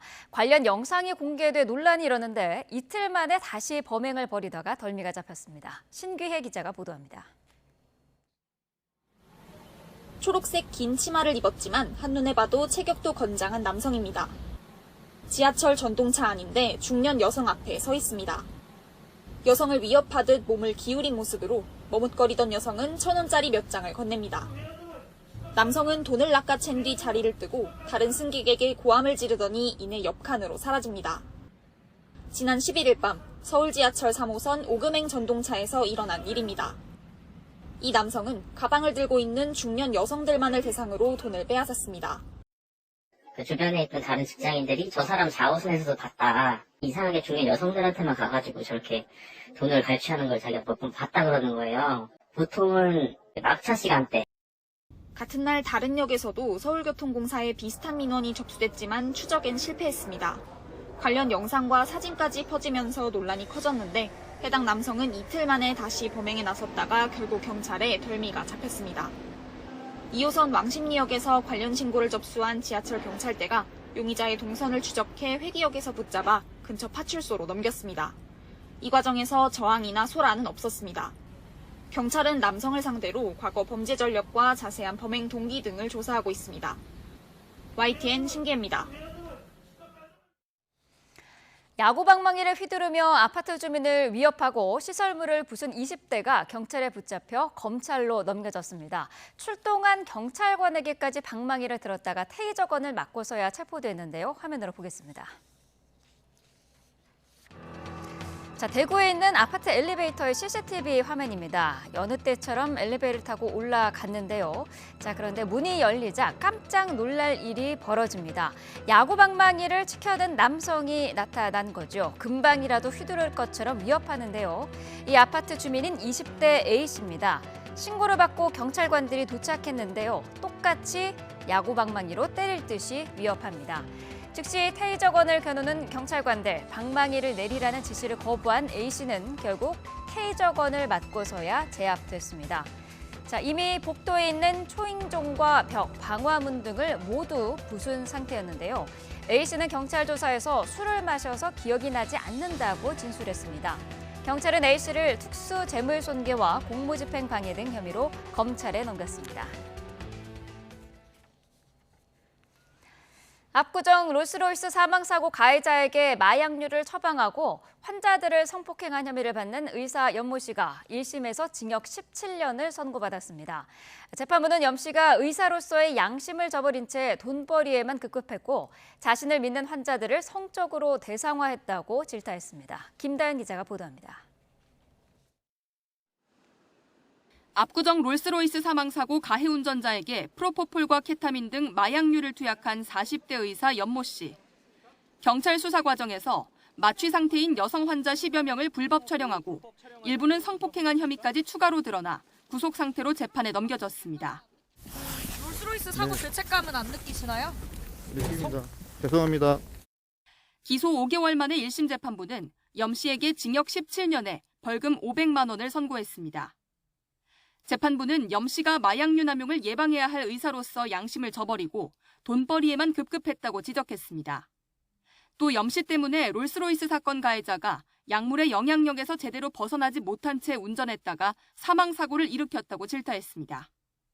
성범죄 혐의에 대해서도 의사의 지위를 이용해 자신을 믿고 있는 환자들을 성적 대상으로 삼고 촬영까지 했다며 유죄로 인정했습니다. 판결 선고 직후 피해자 측은 예상보다 무거운 형이 내려졌다면서도 염 씨가 피해자 한 사람당 500만 원씩 기습 공탁을 했다며 양형에 참작받기 위한 보여주기식 공탁이라고 비판했습니다. 재판부에서 유리한 정상으로 언급은 했는데 막상 그 점이 많이 반영이 된 거는 아니라고 생각을 합니다. 다만 피해자 입장에서는 아직까지 어떠한 사과나 피해 보상을 충분히 받지 못한 상황이기 때문에 롤스로이스 사건 가해자 신모 씨는 징역 20년을 선고한 1심 판단에 불복해 현재 항소심 재판을 받고 있습니다. 신 씨에게 마약을 처방한 염 씨도 중형을 피하지 못한 가운데 마찬가지로 항소장을 제출할지 주목됩니다. YTN 김다현입니다. 네, 온라인 과외 앱으로 20대 또래 여성을 유인해 살해한 정유정이 대법원에서 무기징역을 확정받았습니다. 대법원은 살인 혐의 등으로 구속 기소된 정유정의 상고를 기각하고 무기징역을 선고한 원심 판결을 확정했습니다. 대법원은 정유정의 범행 동기나 피해자와 관계 등의 양형 조건을 살펴보면 무기징역을 선고받은 게 부당하다고 볼 수 없다며 형이 너무 무겁다는 정 씨 측의 주장을 받아들이지 않았습니다.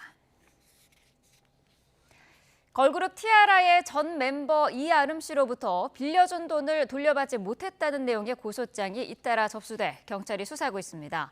경기 광명경찰서는 이 씨를 사기 혐의로 수사해달라는 내용의 고소장을 3건 접수해 수사하고 있다고 밝혔습니다. 고소인 3명이 주장하는 피해 금액은 모두 합해 3,600여만 원입니다. 술을 마시고 차를 몰다가 터널에서 역주행까지 감행한 운전자가 경찰에 붙잡혔습니다. 영상으로 보겠습니다.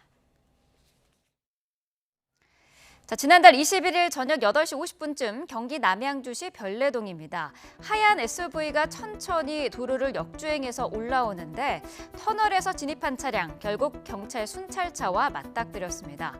운전자는 50대 남성 A씨로 음주 측정 결과 혈중 알코올 농도는 0.169%로 면허 취소 기준을 훌쩍 넘겼습니다. A씨는 역주행하는 줄 몰랐고 기억이 나지 않는다고 진술했는데요. 경찰은 A씨를 음주운전 혐의로 검찰에 넘겼습니다. 인천국제공항공사의 방치물품 보안규정 위반과 관련한 단독 보도 이어가겠습니다. 인천공항공사는 방치된 짐들의 철거 기한이 지나면 규정대로 폭발물 처리반을 불러서 검사한 뒤에 처리해왔다고 밝혔는데요. 취재 결과 이마저도 거짓이었습니다. 윤웅성 기자의 보도입니다. 서울지방항공청 감독관들이 인천국제공항을 찾았습니다. YTN이 보도한 인천국제공항공사의 방치물품 처리 규정 위반 의혹에 대해 곧바로 특별 점검에 나선 겁니다. 하지만 지금까지도 공항 곳곳에 둔 방치물품은 주인이 있는 장기적 치물이라는 게 공항공사의 공식 답변입니다. 그러면서 철거 기한이 지나면 원칙대로 폭발물 처리반, EOD를 불러 내용물을 검사한 뒤 유실물로 처리했다고 강조했습니다. 과연 사실일까? 취재진이 확보한 무단방치 물품 처리 관련 공사 측 내부 문건입니다. 사실상 관련 업무 매뉴얼인데 철거 기한이 지난 방치물품의 EOD 검사 여부를 비전문가인 직원들이 자체 판단한다고 돼 있습니다. EOD 검사 뒤 유실물로 처리해야 하는 내부 규정이나 공사 해명과 달리 실무적으론 일반 직원들이 사실상 눈대중으로 비대상이라고 판단하면 EOD 없이 창고로 옮긴 겁니다. 운영 경험을 가지고 하나의 자기가 그냥 자의적인 판단을 하는 거란 말이에요. 그러다가 대형 폭탄 테러가 일어나면 그 피해는 누구한테 돌아? 문제는 이뿐만이 아닙니다. EOD 검사를 한 물품과 하지 않은 물품 모두 공식 유실물 센터도 아닌 교통센터의 창고로 옮겨져 한꺼번에 보관됐습니다. 6개월을 보관해야 하는 유실물법도 지키지 않았고 폐기할 때도 폭발물 검사는 없었습니다. 보관이나 폐기 과정에서 직원 등이 잠재적인 위험에 그대로 방치됐던 겁니다. 이런 위태로운 상황은 지난해 12월부터 반년 넘게 이어졌습니다. 방치된 물건들이 있었던 인천공항 3층 출국장입니다. 수십 개의 카트에 가득 물건들이 쌓여 있었지만 취재가 시작된 뒤 지금은 깨끗하게 치워져 텅 비었습니다. 서울지방항공청은 방치물품을 지금처럼 처리해온 공사 조치의 적절성을 따진 뒤 과태료나 개선 권고 등 처분을 내릴 방침입니다. YTN 윤홍성입니다.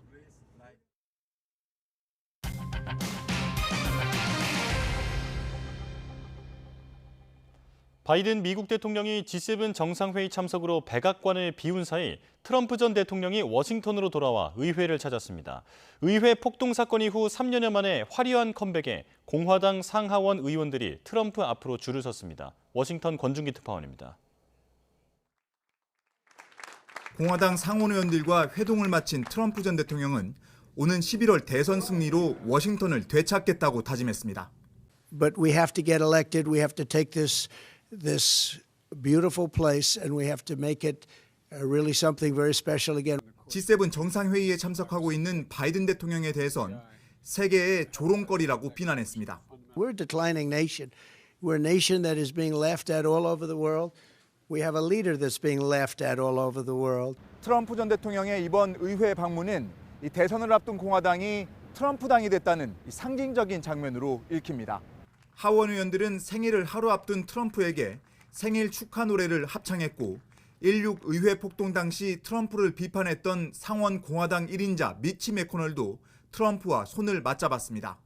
마이크 존슨 하원 의장은 트럼프의 격려를 받았다고 자랑했습니다. He said very complimentary things about all of us. We had sustained applause. He said, I'm doing a very good job. 뉴욕타임스는 트럼프를 여전히 싫어하는 공화당이 대선이라는 현실 앞에 점차 굴복하고 있다고 평가했습니다. 바이든 대통령 캠프는 의회 폭동 장면을 담은 새로운 캠페인 광고를 내보내며 트럼프의 의회 방문을 비판했습니다. Now he's pouring gasoline. They were unbelievable patriots. Pledging to pardon the extremists who tried to overthrow our government. 낸시 펠로시 전 하원의장은 성명을 내고 내란 선동자가 범죄 현장으로 돌아왔다며 트럼프는 민주주의를 해체하려는 목표를 갖고 있다고 저격했습니다. 워싱턴에서 YTN 권중기입니다. 성추문 입막음 사건 유죄 판결에도 도널드 트럼프 전 미국 대통령이 여론조사에서 조 바이든 대통령의 오차 범위 내에서 우위를 보인 것으로 나타났습니다. 로이터와 입소스가 지난 10일부터 이틀간 전국 유권자 900명을 대상으로 조사한 결과 오늘 선거가 치러진다면 트럼프 전 대통령에게 투표하겠다는 응답자가 41%를 차지했습니다.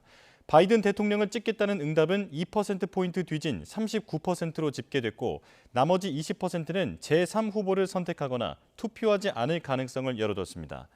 이번 조사는 트럼프 전 대통령이 성추문 입막음 사건으로 유죄 판결을 받은 지 2주 가까이 지나 진행된 것입니다. 앞서 같은 기관 조사에서 바이든 대통령이 트럼프 전 대통령이 2%포인트 앞서는 것으로 나타나 이번 조사는 트럼프 전 대통령이 역전한 결과로 해석됩니다. 최근 미국의 소비자 물가 상승률이 예상보다 둔화한 데 이어 도매 물가도 깜짝 하락한 것으로 나타났습니다. 미국 노동부가 발표한 5월 생산자 물가 지수는 전달보다 0.2% 하락해 0.1% 상승할 것으로 예상한 전문가 전망치를 크게 밑돌았습니다.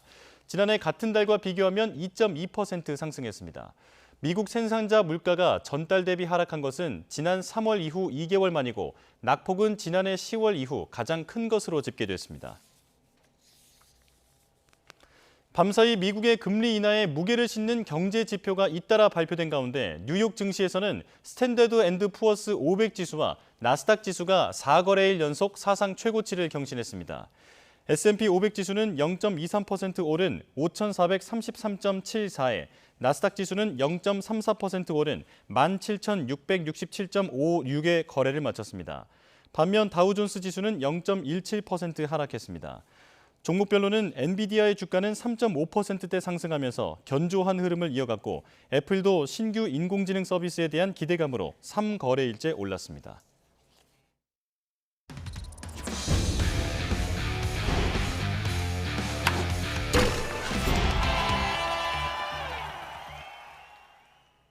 홈런왕 출신 삼성 박병호가 한미 통산 400홈런 대기록을 썼습니다. 삼성은 3년 만에 LG와 3연전을 싹쓸이하면서 4연승 신바람을 냈습니다. 조은지 기자입니다. 0대0으로 팽팽하던 2회, 삼성 박병호가 LG 선발 켈리를 상대로 솔로 아치를 그렸습니다. 커브를 걷어올린 비거리 115m짜리 시즌 8호 홈런입니다. KT에서 출전 시간이 줄어든 박병호는 스스로 방출을 요구하는 승부수로 파란 삼성 유니폼을 입었고 이후 14경기에서 5방을 때렸습니다.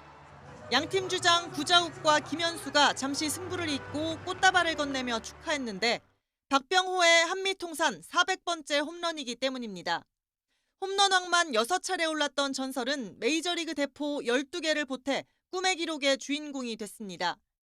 내 야구 인생의 마지막 개인적인 기록은 400홈런이 되지 않을까라는 생각을 가지고 올 시즌을 준비를 했었고요. 한미 통산이 아닌 개인적인 KBO 400홈런도 달성해보고 싶은 게 목표이기 때문에 삼성은 강민호의 좌월 홈런, 이재현까지 투런 아치를 그리면서 LG를 잡고 4연승을 질주했습니다. 반면 LG는 4연패 늪에 빠졌고 선발 켈리도 시즌 1호 완투패 멍해를 썼습니다. SSG는 갈 길 바쁜 선두 기아를 잡았습니다. 이번 달 타율 9푼 5리, 이날도 두 타석을 삼진으로 물러선 한유섬이 5회 3런 홈런을 때리며 모처럼 간판 타자 이름값을 했습니다. 홈구장에 처음 등판한 선발 시라카와도 5이닝 1실점 쾌투로 시즌 2승을 수확했습니다. NC는 선발 카스타노가 7이닝을 2실점으로 막아내며 KT를 물리쳤습니다. YTN 조은지입니다. 파리올림픽을 한 달여 앞두고 유도 대표팀에서 12년 만에 금메달 꿈이 연글고 있습니다. 강한 체력과 높아진 자신감 그리고 유리한 대진이 금메달을 자신하는 이유입니다. 이경재 기자가 유도 대표팀의 훈련 현장을 다녀왔습니다. 한겨울에도 빠지지 않았던 새벽 달리기와 오전 실전 훈련에 오후로 이어지는 체력 훈련. 일주일에 한 번씩은 완전히 체력이 바닥날 때까지 페달을 밟고 바벨을 들어올립니다. 진천 선수촌에서 가장 힘든 곳으로 알려진 훈련 일정을 차곡차곡 채워가고 있는 유도 대표팀은 강력한 체력을 앞세워 파리에서 12년 만에 금메달을 자신했습니다. 체력과 근력을 토대로 한 계속 나간다면 올림픽에서도 세계 선수권 때처럼 좋은 성적이 나지 않을까라는 확실한 생각을 갖고 있습니다. 최소 1개에서 2개 정도는 메달을 따는 걸 목표로 하고 있고요. 거기에 더불어 욕심이라면 금메달이지만 색깔에 상관없이 일단은 지난달 세계 선수권에서 따낸 깜짝 금메달 2개는 선수단 전체에 자신감을 불어넣었습니다. 무서운 상승세를 탄 남자 최중량급의 김민종과 여자 57kg급의 허미에게 거는 기대는 가장 클 수밖에 없습니다. 저는 어부찌를 뽑아서 어부찌를 많이 하는데 이제 사람들도 다 알고 그래서 조금 반대쪽이라 앉아서 어부찌라 그런 걸 연습을 하고 있어요. 시합에서 실력은 다 이제 최정상급 가면은 한 끗 차이기 때문에 멘탈 싸움이라고 저는 보고 있기 때문에. 대진표 윤곽도 남았는데 금메달 유망체급에서 까다로운 선수를 초반에 대부분 피했습니다. 2년 연속 세계선수권에서 동메달에 멈춘 이준환은 체급 최강자인 조자의 그리갈리시빌리와 또 4강에서 붙을 것으로 보이는데 이젠 이길 때가 됐다며 승리를 자신했습니다.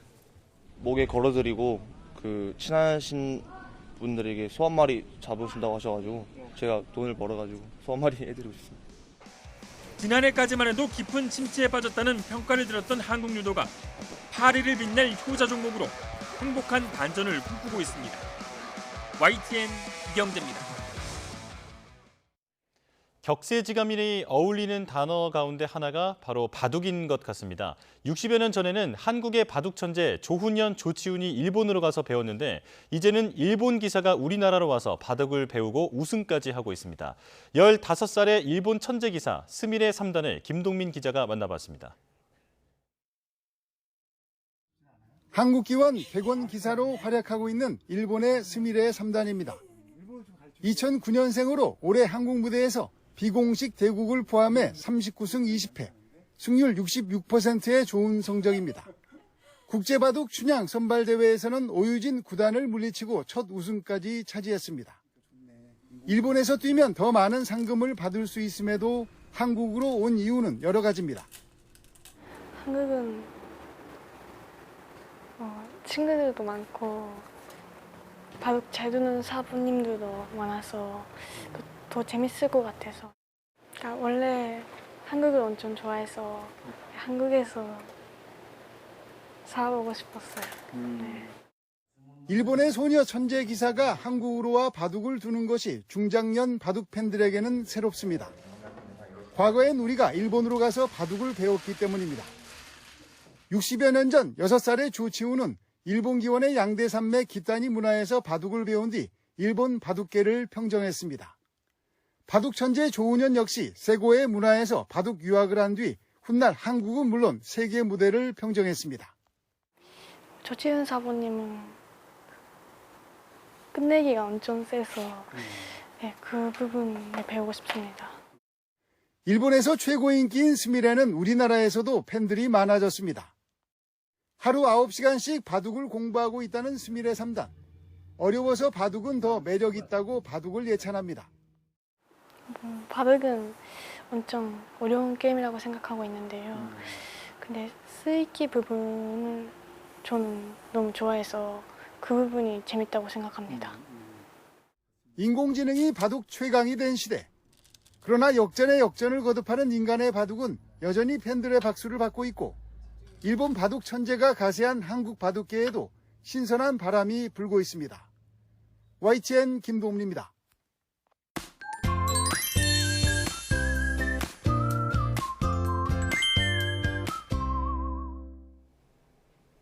나날이 더위의 기세가 더 강해지고 있습니다. 오늘은 불볕더위가 절정에 달하겠는데요.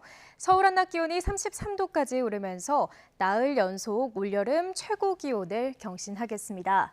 더위에 지치지 않도록 각별히 유의하시기 바랍니다. 오늘도 전국이 대체로 맑겠습니다. 다만 볕이 무척 강하겠고요. 전국적으로 자외선과 오존 농도가 매우 높게 치솟겠습니다. 또 오후부터는 강원 남부와 충북, 남부 내륙에 5에서 20mm의 요란한 소나기가 지나겠고요. 제주도는 하늘빛이 흐려지며 비가 내리기 시작하겠습니다. 경기 남부와 남부지방 곳곳에 폭염특보가 이어지는 가운데 오늘 낮 기온 살펴보면 서울과 광주 33도, 대전과 대구는 34도까지 오르면서 무척 덥겠습니다. 주말인 내일은 전국에 비나 소나기가 내리면서 더위가 잠시 쉬어가겠습니다. 하지만 휴일에는 맑은 하늘이 드러나겠고 다시 30도 안팎의 더위가 찾아올 전망입니다. 지금까지 날씨 정보였습니다. 뉴스업 금요일 순서 마칩니다. 다음 주에 다시 뵙겠습니다. 고맙습니다.